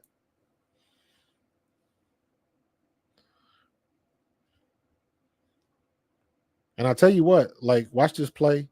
The girl grabs her. Like, it is very easy to get into Caitlin Clark's head. Like, come on. Like, players like that, star players like that, they get irritated when people touch them. That's across the board in any sport. They get irritated when people put hands on them, play them hard, like what stuff like that, because people get used to, they think they should get it easy, and it's like she the same way. And it's like that's the easiest way. You want to get under Caitlin Clark's skin, that's the easiest way to do it, especially when she don't get the calls that she's used to getting. Her face turns, her body language changes, and it's easy. And from that standpoint, that's something that she got to get better at, because it is very easy. If I'm watching film on her, I'm attacking that issue right there. I'm putting somebody on her. I'm telling somebody, I got somebody on the roster is like, your job is to foul her. Don't like try to knock her head off, but your job is to put hands on her and let her know you're there. They're going to call you for the foul, but just to frustrate her. That's how I would play Caitlin Clark. She going to get hers. And if you know, this is classic when she's been in situations like when she was at Iowa. Right now, she got 7 points, right? And again, this is why the rookie of the year thing keeps going back and forth. Angel Reese will have a weak game. Caitlin Clark has got a weak game. So unless Caitlin Clark just, rains down threes in the fourth, she better do something. She don't want to shoot mid-range shots. She doesn't practice them enough. Like that whole reaction. I'm like the other day, I said this when this happened. The other day during the game when she was so frustrated, she slammed the bench. She slammed the seat on the bench. I was like, if I was her coach, I would have cussed her out right there. Like, what are you doing? Don't get mad, get better. That bench didn't do shit to you.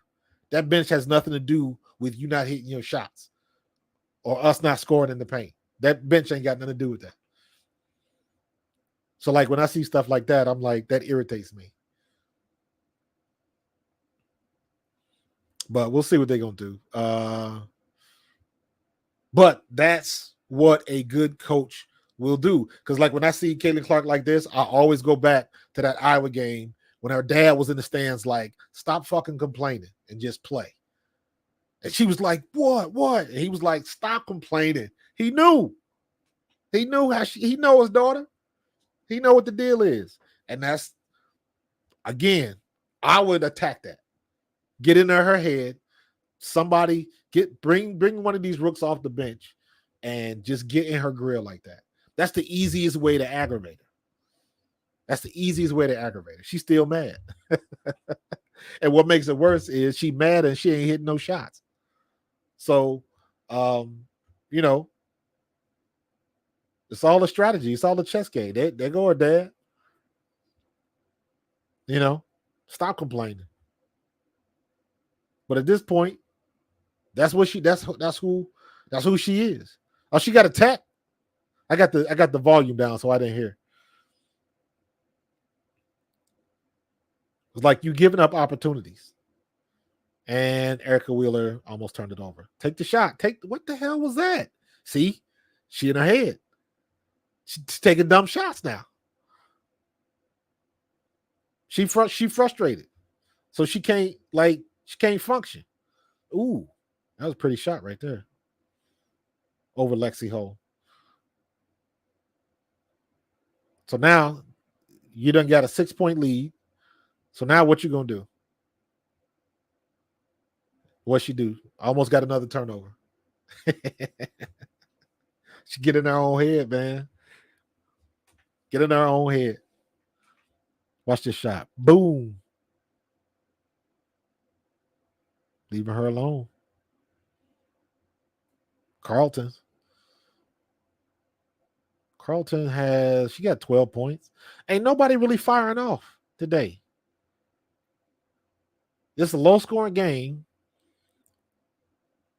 Good hustle, Lexi Hull. That's how you go get a damn rebound. Because how you going to out-hustle? Bad shot. That's a horrible shot. No, Erica. Lord have mercy.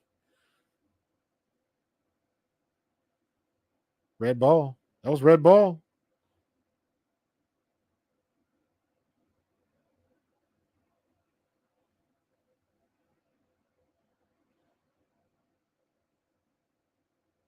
Who? Okay. Let me turn this up. All right. Indiana got to get a stop in this possession so it don't go to a my bad. This whole time I didn't have my interface on. So so they don't end up with a 9-point game.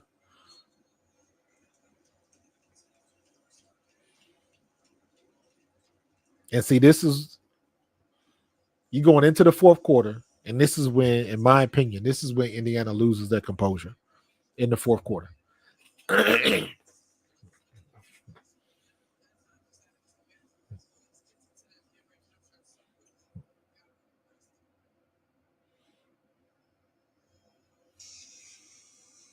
58-50.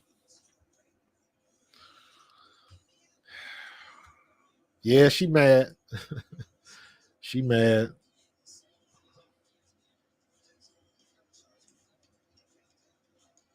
Wallace hasn't even played today, has she?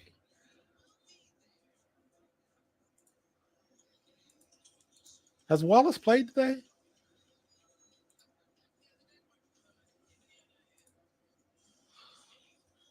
Why is Erica Wheeler bringing the ball down the court?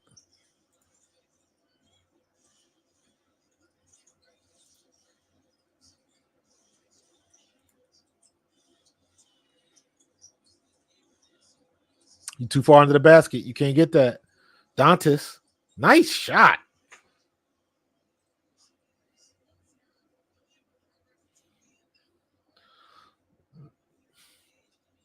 Christy Wallace has not played today at all.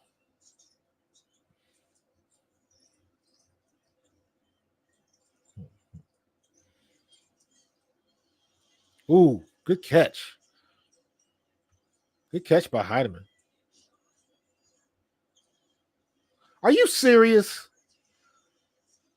See, that's that bullshit I be talking about. That, like, how did they get that rebound and get that putback? That's horrible. That's absolutely horrible. So I don't know if I want to blame that on sides or just who's on the court. Get your ass in position to get a rebound. Look at that. That's why. But they can never just go into the second half and dominate and just do the things that y'all been doing, man. Y'all just and we go back to this bullshit. It's crazy, man. They in our head. Sometimes I think Chrissy Siseby, when she be drawing up plays, she got her PlayStation hooked up to that iPad, and she be pulling up plays from the video games or something. I don't know what's up with that, man. She, don't give me the line. I don't know. Nah, it's looking kind of ugly right now. But that's what I don't understand. And this is where a good coach comes into play. And it's like there's some basic, fundamental, foundational rules to basketball, right? And this used to teach this to kids. If your jump shots are not falling, go to the hole. Get points on the backboard. Get points on the free throw line. Whatever you got to do to get it started. But it makes no sense for everybody keep jacking up jump shots and threes and nobody's hitting. It does you no good. So find a better way to score, or at least work your way backwards. Start from the rim and work backwards.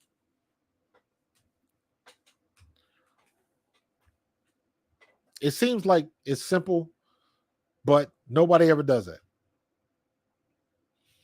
How you gonna slow the game down? You need to speed it damn up. I don't know, man. Christy Siseby looking like she's still on Sega Genesis, man. Atari Pong. Man, don't even disrespect Atari like that. She on Magnavox.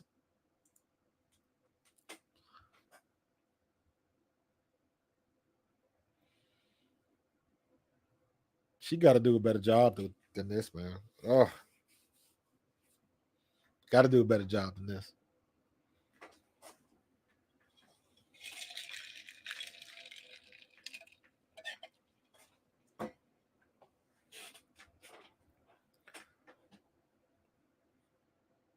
So right now, and I'll say this with confidence: if the Indiana Fever had a better coach, they would probably be one, maybe two games above 500.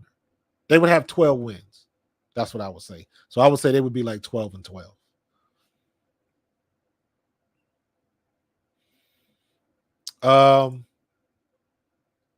Crane, we'll agree to disagree.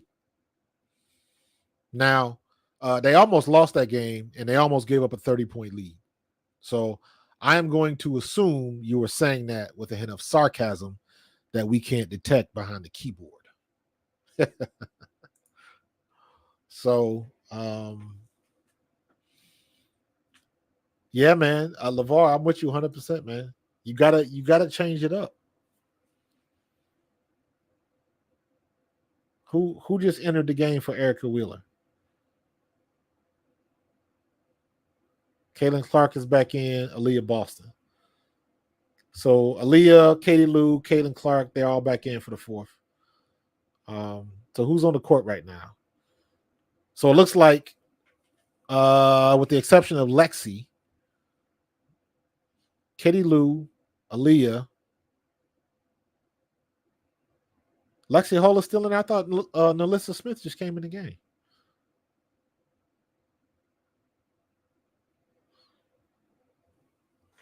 All right, let's see what they can do. They got their lineup in. Let's see what they can do. 31 point lead. Yes, they did. Yes, they did. They got lucky to save that game.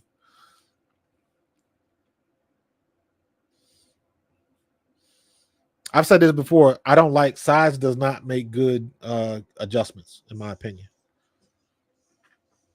There you go.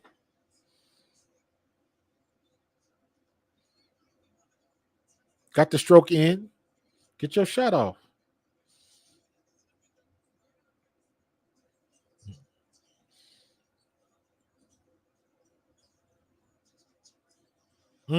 See, this is a character game, in my opinion. This is a character game for Indiana. Nobody's shooting well, so who's gonna pick up the slack? Kaden, what are you doing? Your handles are not that good to do that. Not against her. Know your personnel. Almost had another turnover.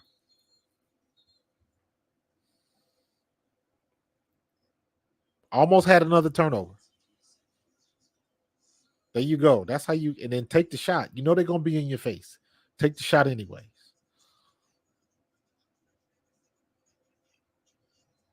And they coming right back with it.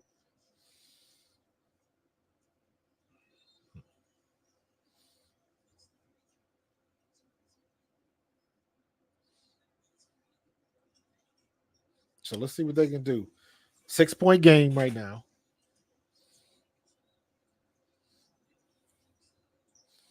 They're going to get it to Kelsey Mitchell. Somebody move. Boy, they suck without the ball, man. Kelsey Mitchell pops a 3 and nails it. One possession game. That's what they need.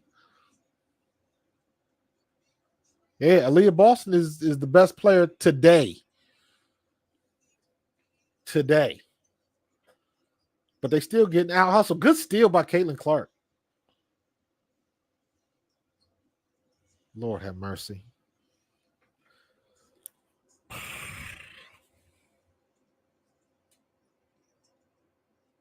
You can cut the lead to 1, and you can't even. You got a great steal, great defensive play. Get on it, help her out. Go with it, Kelsey. Go with it. If ain't nobody else gonna do it, you might as well do it. Take the shot, Katie Lou. Finally, folks was making shots, and Kelsey Mitchell gets an assist.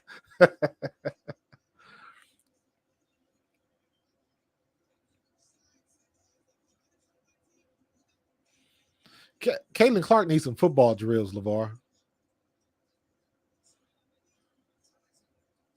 Ooh.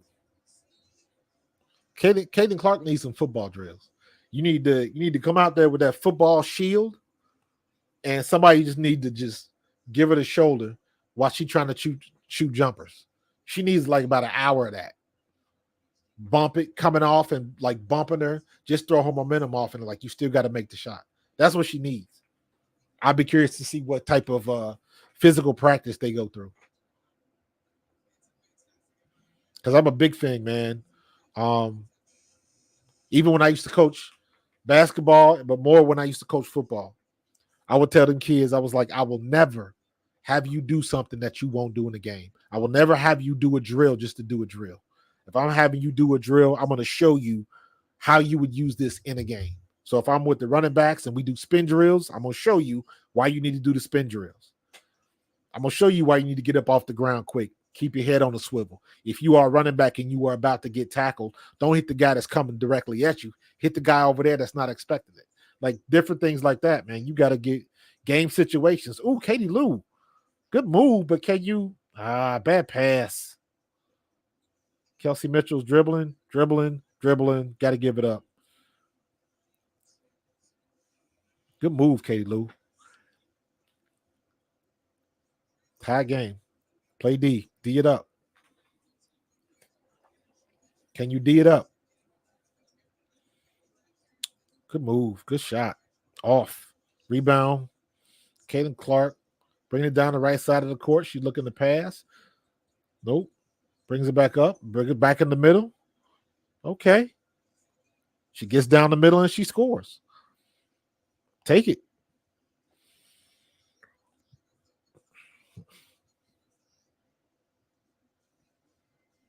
Take it if they give it to you. Juhat, whatever her name is, she abandoned the middle. That's on her. That was a bad move on her. She had the middle occupied, and Caitlin Clark wasn't coming down there, and she just left and then turned her head and left that lane right open. Not necessarily hit the weight room. It's more like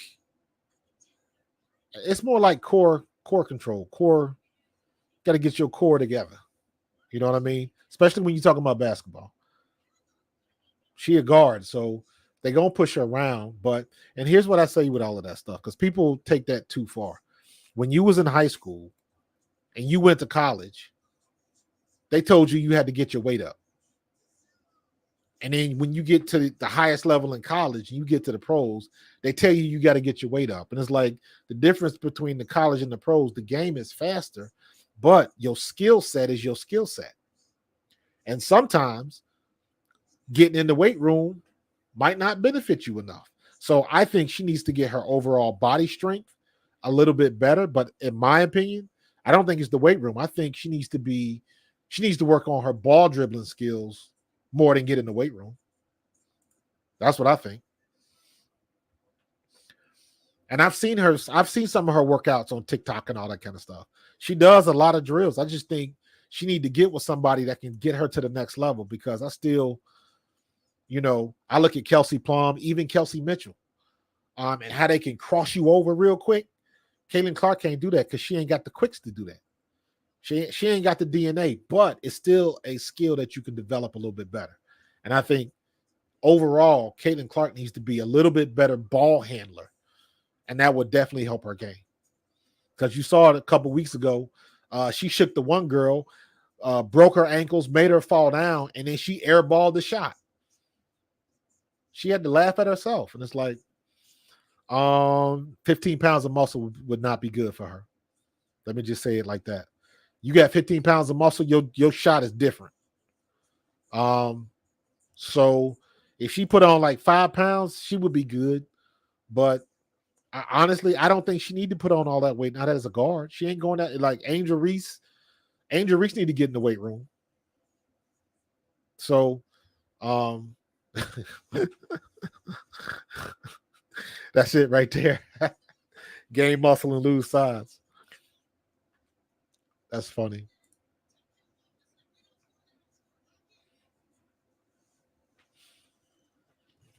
You can tell the difference between the coaches and just listening to them. You can tell which coaches know what the hell they're doing. Been there before.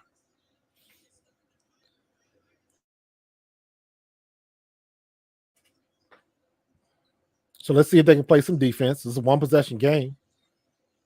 Got a steal. Good D. Bring it down the court. She looking to pass. There ain't nobody ready. Almost threw it away again. Pop. Oh, good move. You got to shoot. Now you got to do an inbound pass with 5 seconds left. So now that means they're going to have to get the ball inbound, and whoever they get the ball to has got to shoot. Good play by Courtney Williams. Good defense. Courtney Williams got quick hands. Good play. Oh, my God. Perfect pass, perfect location. She couldn't convert. Damn, Katie Lou, come on now. You got to take advantage of them opportunities. You in the fourth. Every time down the court, you got to score.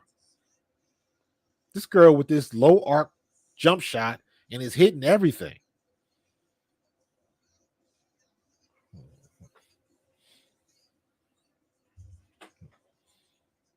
I hate this play. Coming off the court, shoot it.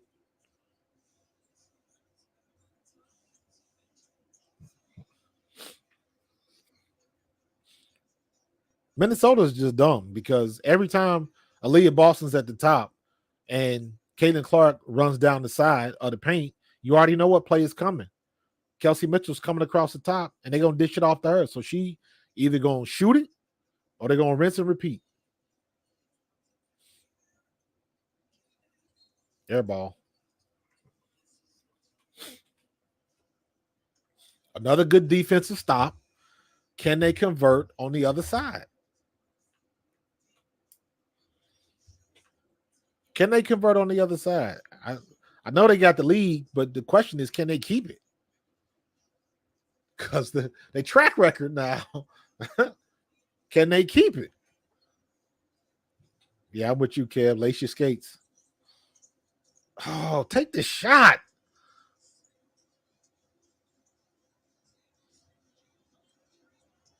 Off. There it is, Kelsey. Good hustle. Good hustle.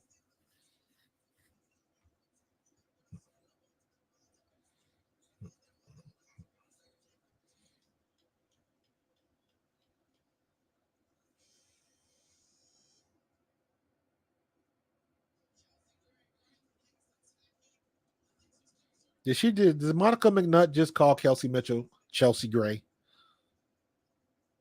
Did she do that? Or was that just me? Yeah, she did do it. She corrected herself. Come on, D up. Good pass. Good pass. Foul on Hall.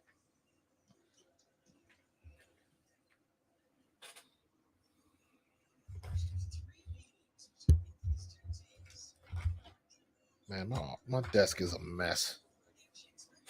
All right. Can they hold it up? 3-point game.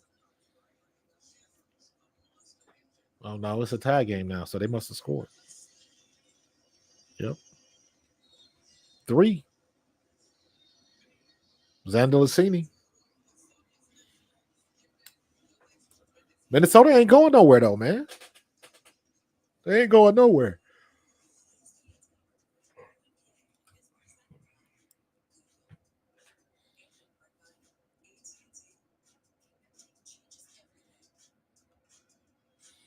We'll see, man. We'll see.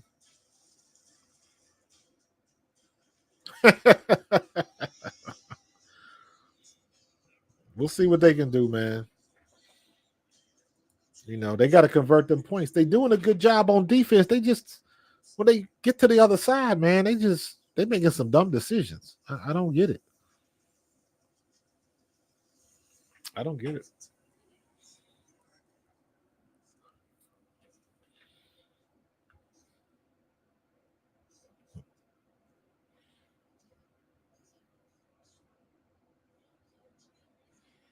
We got to see what's going on.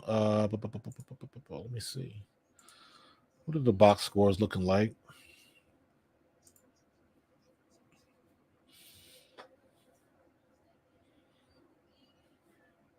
So she got what, 13 and 5? 2 rebounds, 5 assists. Kelsey Mitchell, 8 for 17 from the floor, man. 3 for 8 from 3. So Caitlin's 2 for 11. So Caitlin took 17 shots. Her and Kelsey Mitchell, 17 shots apiece. And Caitlin Clark is 5 for 17 from the floor. So got to be a little bit better than that. Excuse me. Dantas came in and hit a 3-pointer and got a jump shot in, and then they took her right off. And of course, Erica Wheeler, she's 0 for 3. She has not scored, and Dan got a nerve to call her the best player on the team. Y'all better stop playing.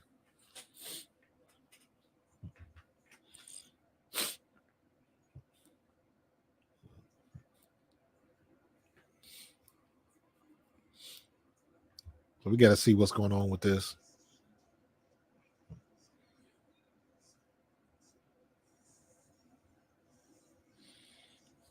Man, the MLB All-Star game is Monday. Damn. Guess we're moving like that. Nah, LeVar, they are not. It's Captain Obvious right there. And everybody sees it but Christy Sides.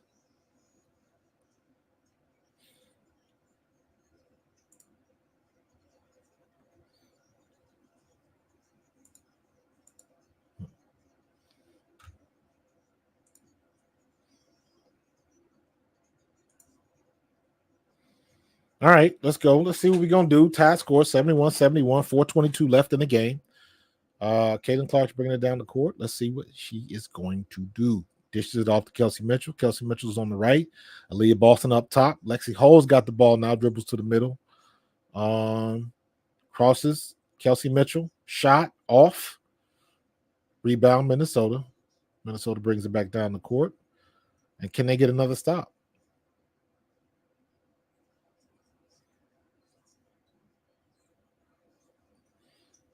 Lexi Hole is at the top of the key.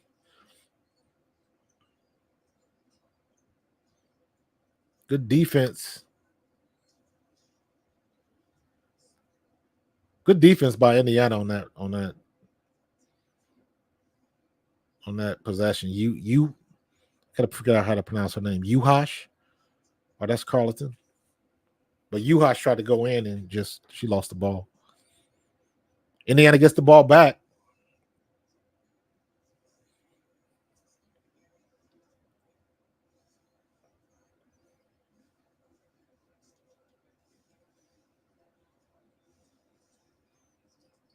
Caitlin Clark's got it. She's at the logo. She gonna take that shot? No, she's not. She's gonna get the pick off of. There you go, pick and roll, and they stop her. And Lexi Hole gets the shot off and misses the three. The pick and roll happened too high, and Aaliyah Boston was way too far from the basket. Turnover, another forced turnover. Indiana gets the ball back again, and it's still tied. Let's see if they can do anything with it. I don't know. It's okay. So who's Lexi Hole is coming out? Who are they putting in?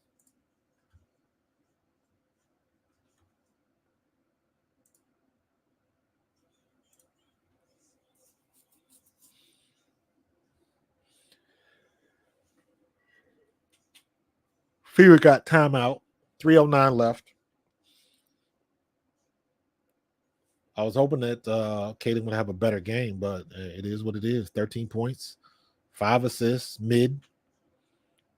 Kelsey Mitchell, 19 points. She's probably going to end up with like 20, 25 points.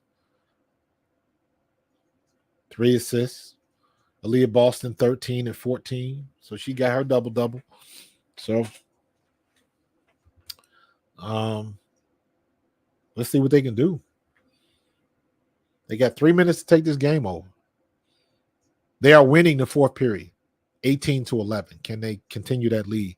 Because we can't have the same thing like we had the other night when it was like 23-6 in the fourth period against Phoenix. Heideman's out. Courtney Williams is back in.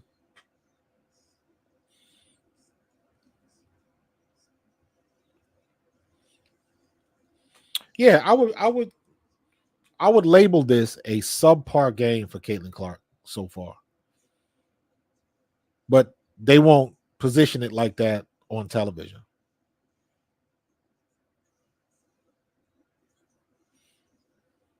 Move it out the ball. Take the shot. Good pass.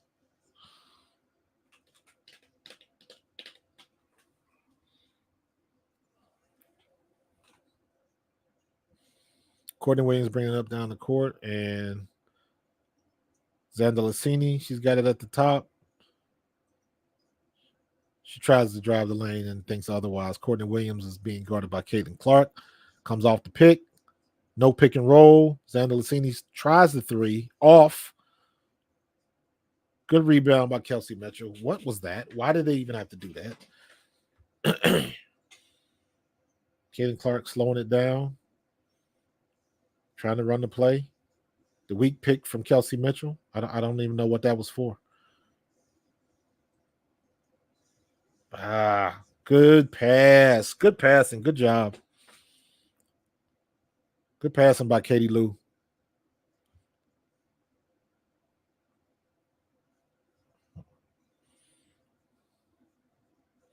Future Caitlin Clark fan. Oh, she must be pregnant.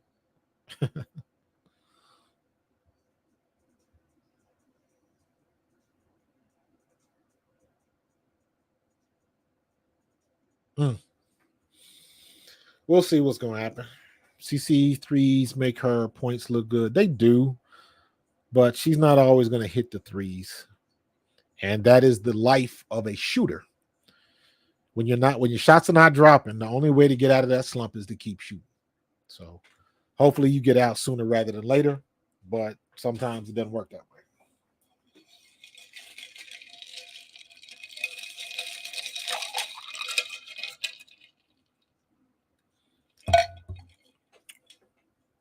Sometimes it doesn't work that way. All right, you got a 4-point lead. Minute 55 left. Let's see if they can continue to convert.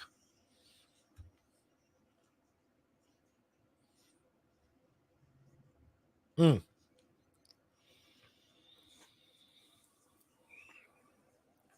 got to figure out what I'm going to do. Dawn Staley with the tweet.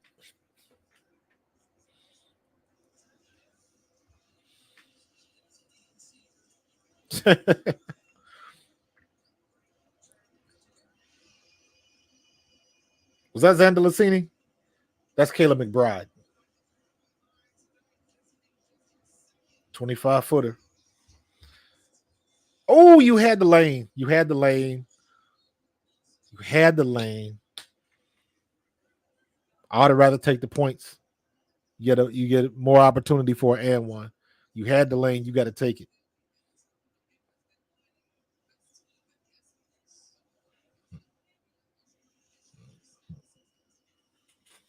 You know she's gonna make her free throws. So that puts her at, she got 15 points.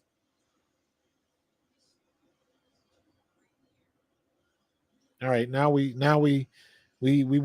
gone from a mid game to a good game. She got 15 and still got an opportunity to get a couple more. Let's see if they can get this win though. But this has been Kelsey Mitchell's game. D him up. Watch the roll. Good defense getting back.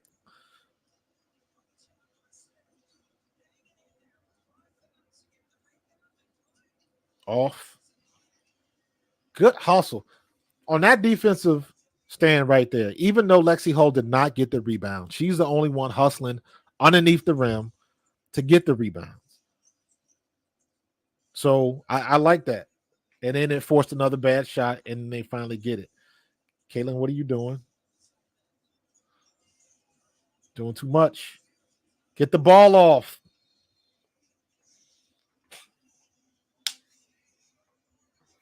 Oh, my goodness.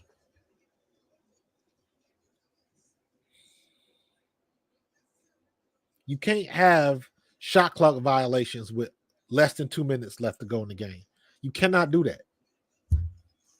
Find somebody to take the shot, work to get the ball around, and when you get the open shot, take the shot. Everybody's looking to pass. Nobody wants to shoot.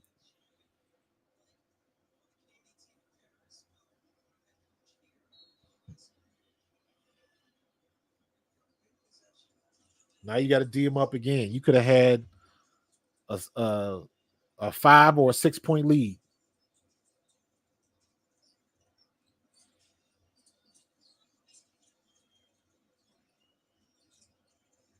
Let's go. D them up. D them up. Don't give them an open shot.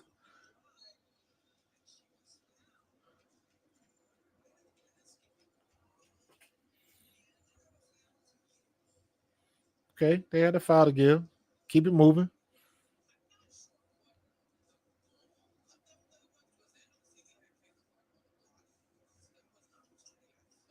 Yeah, Monica McNutt. Caitlin Clark was on the blocks. I don't understand that. 33 seconds left. Courtney Williams. Don't get lazy. Don't get lazy. Good D. Good D. Kelsey Mitchell with a clutch steal right there. Clutch steal. Kelsey Mitchell. This is Kelsey Mitchell's game. That's just outright thievery. That's ball awareness and anticipation. That's what that is. That's an anticipation right there. Great defensive play by Kelsey Mitchell. Boom. And you see Kelsey Mitchell kept her hand a little bit lower. She got the bottom of the ball because if she went up high, the other girl may have got the shots, may have got the foul call. So she went up low, knocked the ball out. Just great defensive play by Kelsey Mitchell. Kelsey Mitchell, once again, saves the game. And y'all know I'll go on my high horse. Y'all swear up and down y'all want to get rid of Kelsey Mitchell. And I'm like, if Caitlin Clark ain't scoring points, who else you got that can score at a high volume other than Kelsey Mitchell? Aaliyah Boston ain't going to do it. Aaliyah Boston has to be fed. Kelsey Mitchell and Caitlin Clark can make their own shots. Kelsey Mitchell can make her own shot better than Caitlin Clark can. So, careful what you wish for.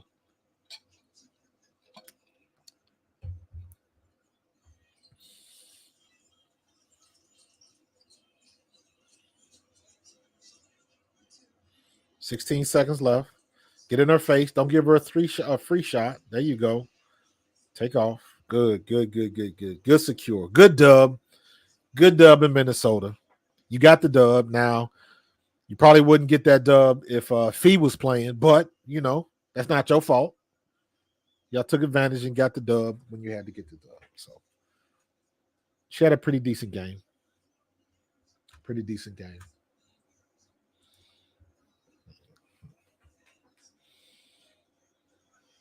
Yeah, man. Mitchell saved his game for them. Saved his game. 21 points. And Caitlin Clark is what, 17 points now?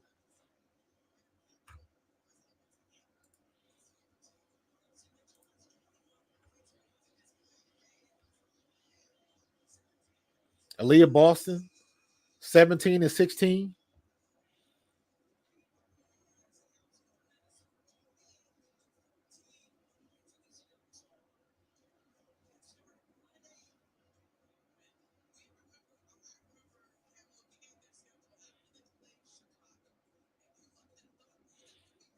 Nice. Iowa fans travel, man. Just like I said. Good game. They got it done. Man, you need to have Kelsey Mitchell on the mic. But this is ESPN, so I get it.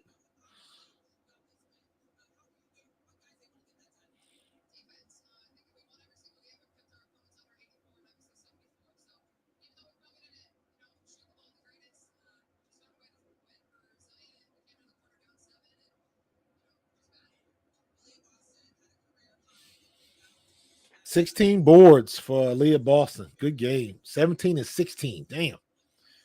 With 4 blocks. Let's not forget that. And Kelsey Mitchell had 1 steal, but that 1 steal was clutch. 2 games ahead of Chicago.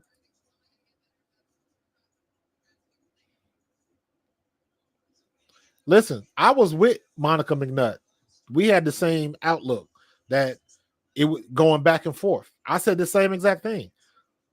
I said, I guess about a week and a half ago, I said, if you would have asked me today, I would give it to Angel Reese because I'm not going to discount having a streak like that, playing consistently good ball like that over the period of however many games it was, 14, 15 games or whatever. I'm not going to discount her that. Whether people think double-doubles is a real thing or not, she did it, and she did it consistently. Now, then you got the triple-double. Now you got this game. Now, they got a legit shot to be at least in the show. But it's still a long time, a lot of basketball left to play. And I don't care what anybody say. This Olympic break is going to affect everybody. Because let's not just assume that everybody's going to come back from the Olympics healthy. What happens if somebody tears a knee or like knock on wood, but that happens. That happens. Carleton went. She had 17. Smith had 18. But nobody rebounded. Like I think Caitlin Clark ended up with what 3 rebounds, 6 assists, 2 steals, 6 turnovers though. But 2 of those turnovers weren't hers. So it is what it is. It is what it is. It's on her stat line, so she got to live with it. I ain't mad at that.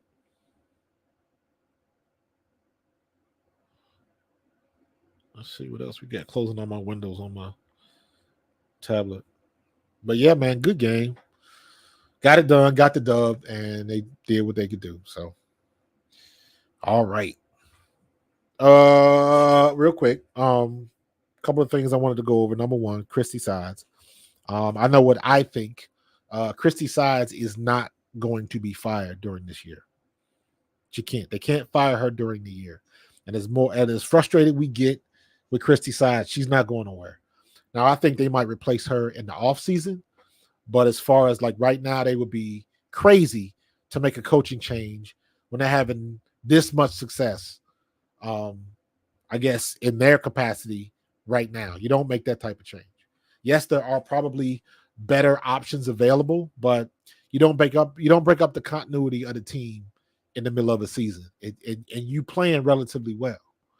So, it is what it is. So you got to give her the good with the bad. Kevin, you make a good point, bro. They better not come out like trash. Dallas is interesting, man, because Arike Agumbawale is my favorite player. She's number one on my list of favorite players. Agumbawale, Jewel Lloyd, who is it? Jewel Lloyd, Sabrina Ionescu, Jonquel Jones, and Kalia Copper. And that goes, I swap Kalia Copper and Kelsey Plum. But I got to give it to Kalia Copper because that girl can ball. Those are my favorite players. Like, I'm actively watching them, looking to watch their games. So, you got to beat good teams. So I got to give. So as much as we give Christy Sides a bunch of shit for the decisions that she's made, I have to give her props for the teams that she's beaten. She beat New York. She beat a good New York team. Nobody was hurt. Nobody was taking the game off. She beat that team at full strength, and they were mad about it. So I got to give her props for that, even though she almost lost it. But, that's on her resume. So, yeah, here's Arike's issue, though. Arike is worse than what people think Kelsey Mitchell is. Arike does not pass the ball at all.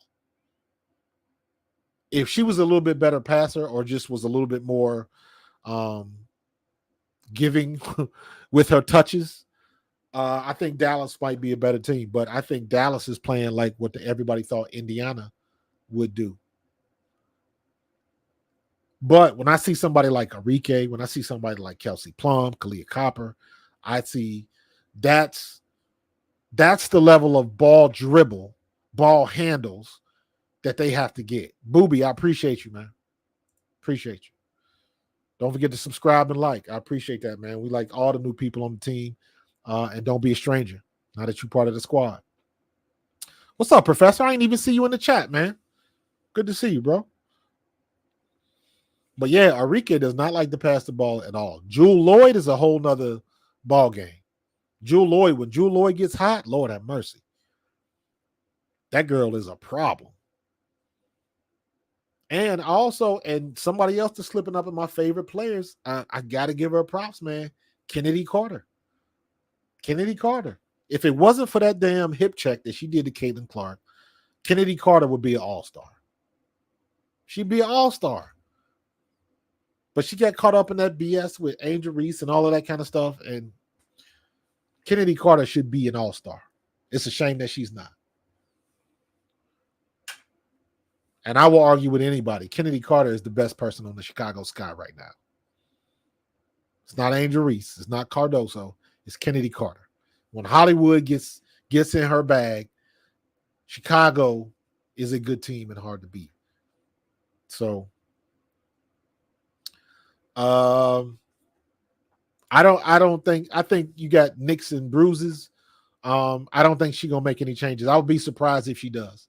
I mean, it's always possible, but I would be surprised if she does. Nope. David, you are 100% correct.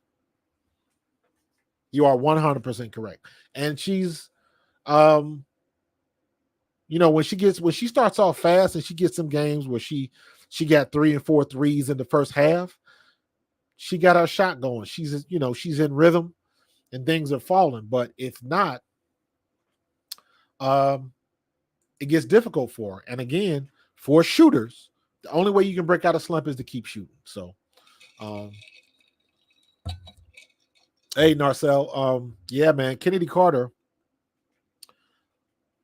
when they finally made her a starter and stopped having her come off the bench, and that all the credit goes to Teresa Weatherspoon. Now, I think they are split minutes between Cardoso and Angel Reese because I think there shouldn't be a problem with having twin towers in the game. You got a big lineup like that, and Cardoso can jump. She can block shots. She's a pretty decent defender. And Cardoso can get up and down the court pretty decently. Angel Reese seems to be the one that gets tired. So, and I always, if you ever want to know if somebody's getting tired, when they run up and down the court, look at their gait. Look at the length of their stride and how it shrinks up and how they lean back. When they run it, they lean back. They lean back. Because they looks like their back is locking up. So, telltale signs. People doing a better job to give CC looks, but not enough to plays created by ourselves. I agree, 100%, Booby, 100%. Even though Carter hip check CC, I still voted for her to be an all-star game. She's got game. She is nasty. Kennedy Carter looks like that girl that had been playing with her brothers her whole life. That's what Kennedy Carter looks like. She is comfortable. She has got great body control. She can hit the mid-range shot. She goes around the key and she gets to either side of that free throw line and she'll pop that jumper on you. And she is super quick off the dribble. I would argue that she's one of the best in the league off the dribble. So, yeah, Clark was getting in her feelings tonight. It's like, I don't like to see that because that can turn on you real quick. So that's one of those things where I would tell people, my phrase to my players was always, don't get mad, get better. You know what you did wrong. Don't do it again. Don't get mad, get better. Now go back out there and play. I need you on the field. That's the one good thing about football. Basketball is the same way. If you screw up a play in basketball, in football, the next play is already right there. You can't dwell on it. You got to keep it going forward. So you always got a chance to redeem yourself. Yeah, they are similar. I don't understand how their contracts work. It could be. I think, in my opinion, if they use Cardoso, she would, you're gonna make her the center. All you gotta do is get her the ball. But they're trying to feed. The one thing I say about Angel Reese, Angel Reese knows how to position herself. I keep saying that. Because she's always going against bigger women. Even in college, when they played South Carolina, Angel Reese knows how to get position. She knows how to get body position and get herself the best possible spot to get them rebounds. That's what she does. I ain't mad at her for that. Yeah, she does look like AI. That's a good comp.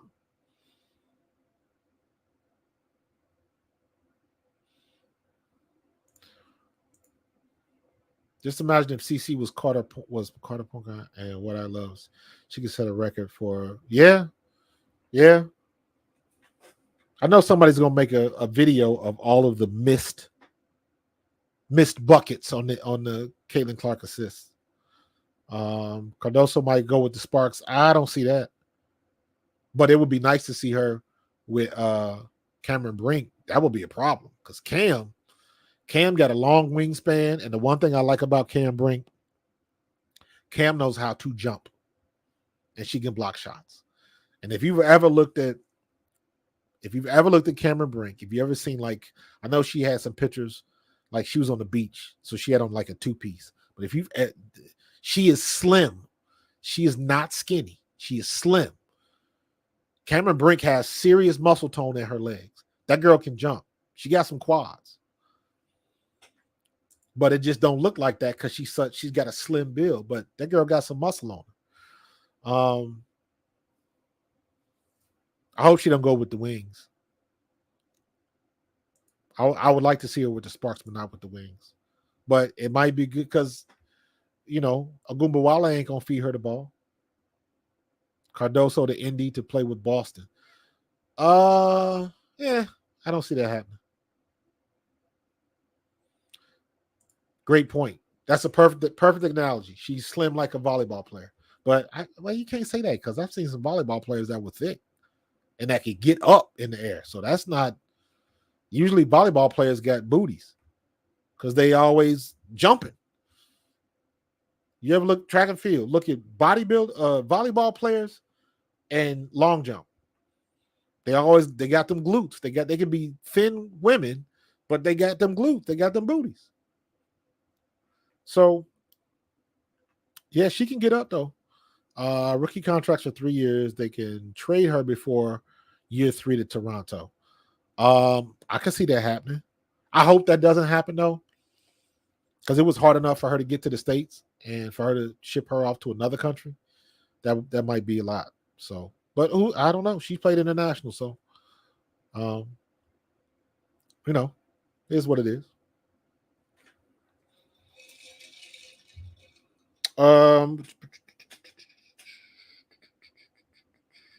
I'm hoping, and I mentioned this before, I don't think that they are going to ask Caitlin Clark on the Olympic team. I hope they don't.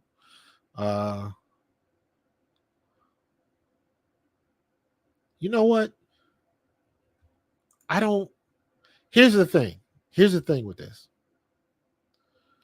To me, that only works if they get another coach. If that were to happen and Christy Sides was still a coach, it wouldn't matter. Because now look at Caitlin Clark, Lisa Bluter. And right now, you got arguably the best women's college coach in the game right now with Dawn Staley. And you going to Christy Sides. Aaliyah Boston with the UConn, right? So you go from Gino Auriemma to Christy Sides. If I was a fly on the wall, that's the conversation I would want to hear. All of these players that's playing for Christy Sides, what are they bitching and moaning about when they talk to their college coaches? What is Aaliyah Boston saying, crying to Gino Auriemma? What is she saying about Christy Sides? What is Caitlin Clark said to Lisa Bluter? That's what I would want to hear. Because I know them coaches have got to be shaking their head sometimes like, Lord have mercy. Like, what are y'all doing? What's up, Scottish Jason? Second half might be best thing for. I don't know, man. I'm like, I didn't even notice that, but you're right. 23 minutes? Damn.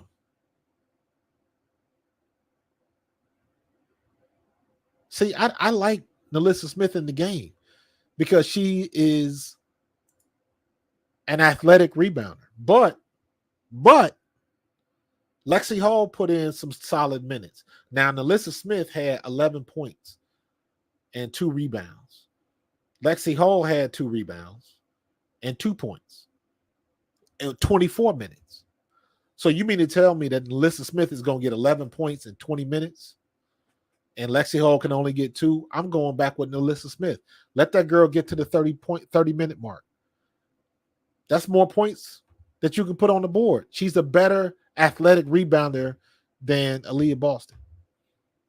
Yes, Aaliyah Boston had the game today with 16 boards. No question.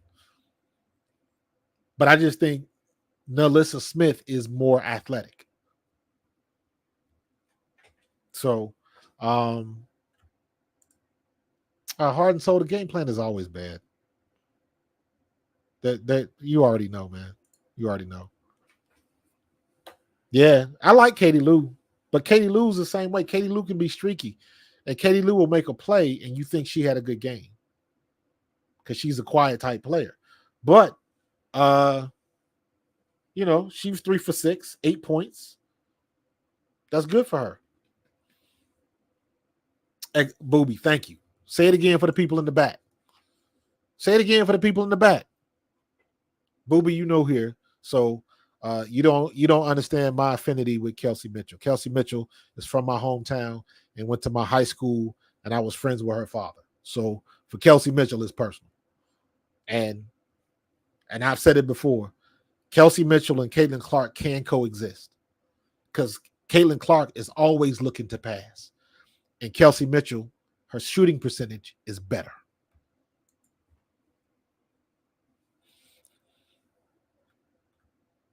I like Katie Lou, man, but I'm not mad at that, LeVar. I'm not mad at that. I like Lexi Hall's motor a little bit better. She seems to be faster on her feet. She's quicker than I thought she was, and she gets those hustle rebounds. So I wouldn't mind seeing that. But that's what I meant to ask. For y'all that watched the Phoenix game the other day, what did y'all think of Celeste Taylor? Everybody on the streams have been bitch moaning and complaining about Celeste Taylor not playing. Yeah, Booby, Ohio State, man. High in the middle and round on both ends, bro. I'm originally from Cincinnati, so but I count myself as a Buckeye. But I meant to talk about that. A lot of people finally got to see Celeste Taylor. Let me be honest with you. I thought she played okay. I didn't see anything where I was like, damn.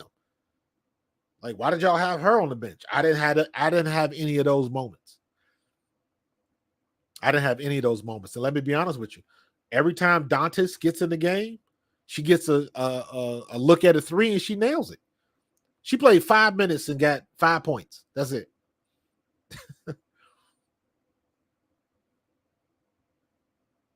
Yeah, she was I thought she played okay. I'd like to see more from her so you can make a better determination, because that's on Christy's size. Like, you can't let somebody like that out the door. Well, let me say this. I think I would have rather have seen Celeste Taylor take Wallace's minutes. I would have liked to see that. But, and I'll say it again, Rickea Jackson, Kaden Clark, Angel Reese, Aaliyah Edwards. What's the girl from the Liberty? Fibich. She's a rookie. Alyssa Peely with Minnesota. The reason why you don't see a lot of these rookies, they don't get a lot of clock time. They just don't. Aaliyah Edwards, Caitlin Clark, and Angel Reese. And out of those three, I think Caitlin Clark she's averaging 37 minutes a game. Everybody else is 30. Rickea Jackson was averaging like 25. So just by proxy, Caitlin Clark, from averaging more minutes, gets more opportunities to score. And that's exactly what she's doing. She had a mid first half, woke it up the second half, 17 points. That's a solid game. She had a solid stat line, 17, 6, and 2. I'm good with that. I don't know. I don't know if they have a play-in tournament. That's a good question. Because I know they had the Commissioner's Cup thing. I don't know if they have a play-in game. I don't think they have enough teams to do that. I don't think they have enough teams. because there's a lot of they end up usually with, I think there's only two teams that don't make it to the playoffs. Everybody else gets the opportunity. So a play-in game wouldn't make sense. So I don't think they have enough game. Yeah. Yeah. But guess what? That's going to change. The Caitlin Clark effect and what Angel Reese is doing has changed that. That has changed that. How come if and I'm going by what other content creators and people in the media have said, when people say, why is double doubles all of a sudden such a big stat now? Well, it must have meant something because you kept the record, and the record was held by Candace Parker, one of the best to ever play the game.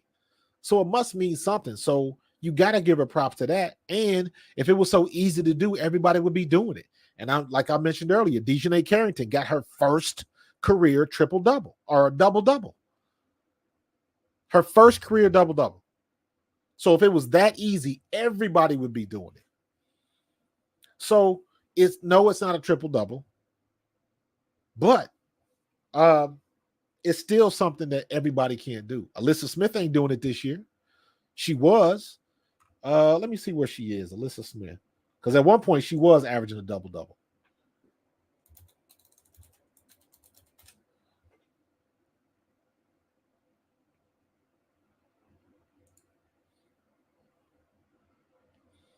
Let me see. Nope, I don't see her. Home scores, teams.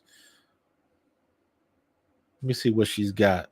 Because at one point she was doing it. She's on Connecticut roster. Tasha Harris, Tiffany, Alyssa Thomas. I'm sorry. Alyssa Thomas. I said Alyssa Smith. Alyssa Thomas. Not quite. She's averaging 11.5 points and 9.4 rebounds a game. So she is almost averaging a double-double. Almost. Is Angel Reese averaging a double-double now?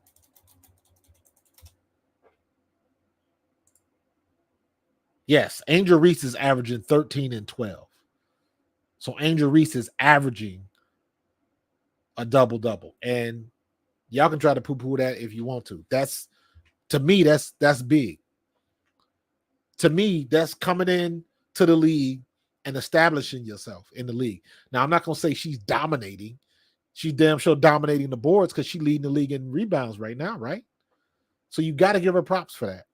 And all of these, this class has ushered in a new era of these young kids can play. Because in my opinion, I don't think it's that much of a difference between college and the W, especially if you've gone to a big school. They just don't get the opportunity. Every time Alyssa Peely from Minnesota has gotten in the game, she's balled out. And she had considerable minutes, like legit minutes, not just playing for 3 to 5. If she's got some good PT, she's balled out. The first time she played in the game, she ended up with 20. You just got to give these young players an opportunity to play. So the unfortunate thing about Caitlin Clark, and this leans to why Caitlin Clark is having such a good year and doing so much better, is that despite all of the hard play and everybody defending her a certain kind of way, Caitlin Clark has still been putting up numbers. And that's why I say by the end of the year, I think Caitlin Clark will have separated herself for Rookie of the Year. Because for the way people are guarding her and coming at her, you can't – it's phenomenal what she's doing. It's phenomenal. So let me see. Oh.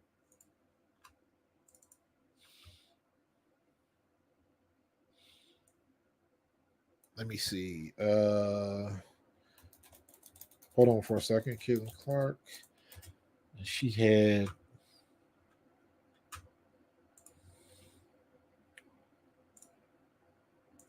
looking at the stats here. All right. Caitlin Clark was 5 for 17. Hold on, Caitlin Clark. Field goal. I'm trying to get my stats up here.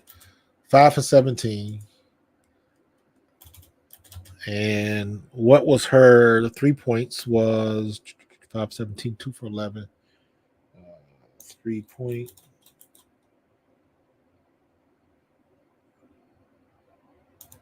Two for 11.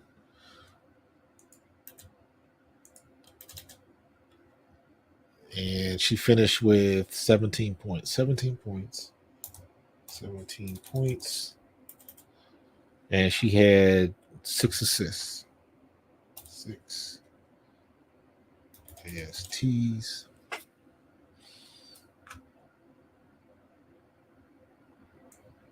There we go.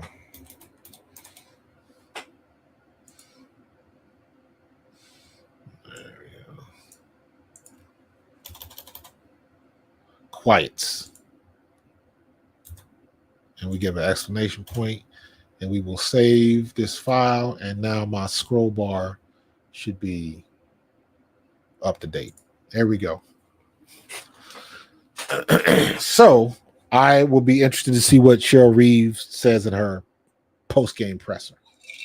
That should be interesting.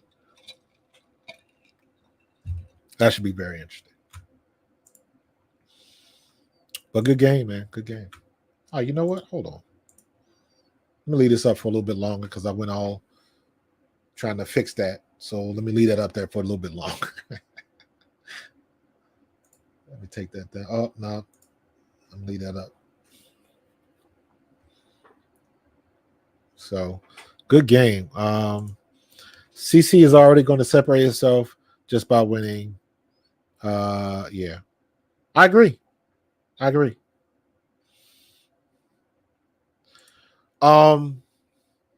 Evac curricular activities. Evac-curricular. Say that 3 times fast. Yes, USA Olympic team seem to have a couple of injured players, Tarasi and now Collier. I don't know if they're legit injured or if they're nicked up and just people are just like, hey, let's be safe. I don't need you right now. Minnesota's in the playoffs. Phoenix is probably going to make the playoffs. So, be all right. So we'll see how that works out. I think they're nicked up and they're just resting them just to be sure. And that's par for the course. I'm not mad at that. But thank you, evac-curricular. Golly, that's tough. Evac-curricular activities. First time I've seen you on a stream. I appreciate you. And do not be a stranger. Scottish Jason. Smith better be careful she don't get traded for her girlfriend. I don't think so. Whatever. Yeah, she always looking frustrated. And I think she's slowly coming to grips with what she has as a coach. And she just got to deal with it. Plain and simple. She might not like it, but it ain't about what she likes. So as much as I like CC, I'm not a fan of some of her theatrics and the stuff you get when you get with a star player. So, that's just all about being a little bit more mentally tough, but that's also a lot of personality too. So you don't deal with people, you deal with personality. So should be all right though. Are the Mercury players out for Indiana? All the Mercury players out for Indiana played today. I don't know. You just been lurking in the shadows. I appreciate you. Appreciate you. Appreciate it for sure. Yeah, and tell everybody about me. My goal, and I always say this openly, my goal is to reach 5,000 subscribers before the NFL season starts, because then I'll switch up and go to NFL for my Eagles. And by the way, everybody asked me about my cup. This was given from a friend that made this for me as a Christmas gift a couple years ago. That is me holding the Eagles trophy. They let all of the alumni Eagles come down to the stadium where we could take pictures with the trophy and all that kind of stuff. And then somebody made that is my rookie shot, laughing at me. Look at the size of them shoulder pads back in the day. Can I get that? Let me see. Yeah, camera's weird. But anyways, that video of Smith Carrington talking about them feeling each other during the game was weird, right? Let me be honest with you. That didn't bother me. That didn't bother me at all. I've heard a lot worse shit than that. I mean, for God's sakes, you got John Morant and some of the stuff that he was doing and some of the crazy crap you hear from the WNBA. If that's what bothered them, because they had, some grown folk talk on the Facebooks and the Instagrams, that's like, nah. I would be more bugged about them talking about how the game and Caitlin Clark and all of that kind of stuff, because to me, that's a conflict of interest. Why are you talking to your girl about how she was guarding your teammate? Are you giving out clues? Are you talking shit on Caitlin Clark? Because you know what I'm saying? That can go down a rabbit hole that you don't want to do that. So for me, I'd be like, listen, I know this is different. In the NBA, you ain't going to see relationships like, well, I guess you could, because some of these dudes be screwing other dudes' wives and all that kind of stuff. But you understand what I'm saying. In the WNBA, that's an element that guys have never had to deal with. Your girlfriend is on the team that you playing, and y'all have an open relation. You know what I'm saying? So it's just a different look. And that's something that guys got to get used to, because that's a reality. That's a reality. So that's a conflict of interest. Because if you on the phone boo loving with your girl, are you telling them about game plans? Are you telling them what's going on in the locker room? The locker room is supposed to be a sacred place. I don't care what sport you play, man or woman. And if because she's with a relationship with Dejanay Carrington, if she talking about business, basketball business, Indiana basketball business to her girlfriend that plays for another team, that's a problem. And it's even more a problem if you're just talking all out in the open and greasy on social media, because now everybody got a receipt. Because now you making your coach, your teammates, your GMs, and your owners all look stupid. So that's the fastest way to get promoted to fan. You be in that class, FO, fuck around and find out. So from that standpoint, she got to be careful with that. Alyssa Smith, she got to be careful with that. Dejanay Carrington don't have a care in the world, because that ain't her team. And guess what? The media rights deal is not revolving around Phoenix and Dejanay Carrington. It's revolving around the person that you're talking about, Caitlin Clark. And guess what? Stop messing with the money. Because they will drop you like a bad habit if you affecting that girl's play. Don't think that they won't. So we'll see.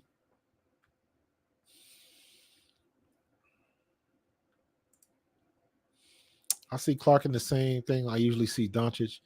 She is serious. I like it. She shoves, punches, texts. Yeah. Not that quiet though, because Caitlin Clark talks a lot of shit. A lot.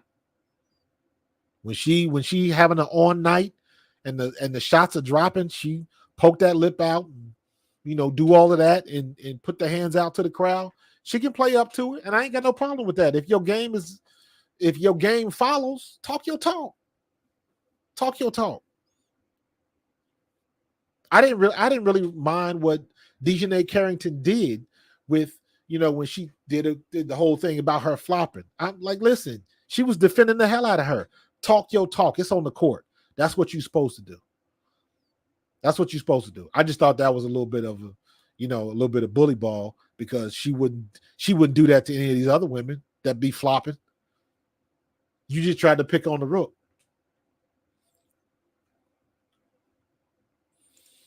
Yo, Kevin Mack shoulder pads.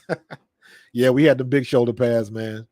Back in the day, we didn't have a breathable Under Armour and all of that kind of crap.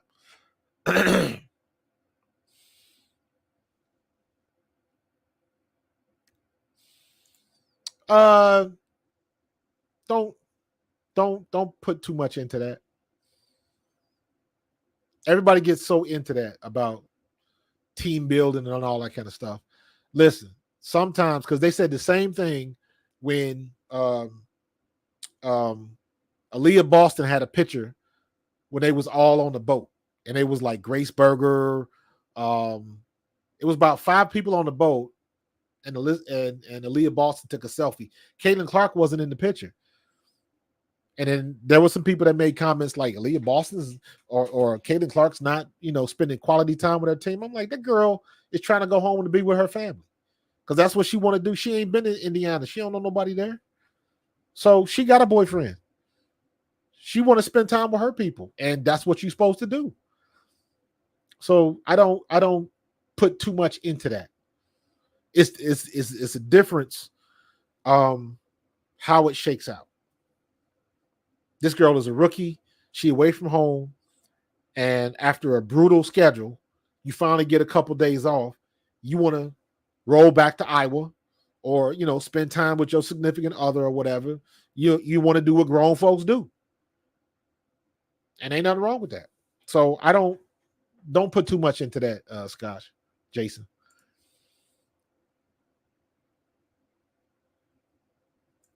Yeah, Boston had a good game tonight, and Mitchell, Kelsey does what she does.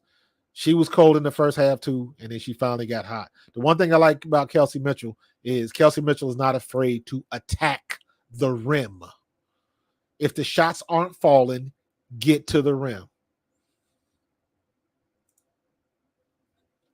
Yeah. Yep. They gotta I think they gotta end 500 for the end of the year. So we'll see. I think they end though. Mitchell was on fire. Yeah. Yeah. Yep. I didn't even watch that game. Did Taurasi play? Did she look like she was hobbled? You know what I mean? She's supposed to be hurt. I don't know. So, but listen, man, I'm gonna get up out of here, man. Give me something to eat. Check on the wife. Make sure everything's good. Appreciate everybody. Mary Connor, I haven't seen your name in the chat before, but I appreciate you.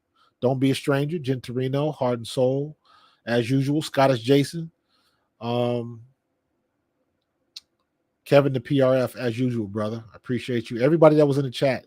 Evacular activities. Thank you for your voice and your opinions. Please do not be a stranger and don't be so hidden in the background, man. Make your presence known. I appreciate you. Appreciate everybody's voice. LeVar, Booby, don't be a stranger, man. You had the chat on fire today. Keep coming with it. Who else? I got everybody. I know I missed some. Breakdown film review. I appreciate your opinions. Did I miss anybody? Yeah, we had a good game today. Picked up after the game. Good conversations and good ways to go. And let's take a look at the schedule. Today is the 14th. And let's see. So there's a game. They got games on the 16th. Phoenix at Washington, Seattle at LA, Connecticut at New York. I definitely will probably be doing the Connecticut at New York game on Tuesday at 7 p.m. So I'll probably be doing that one. Chicago plays at Las Vegas at 10.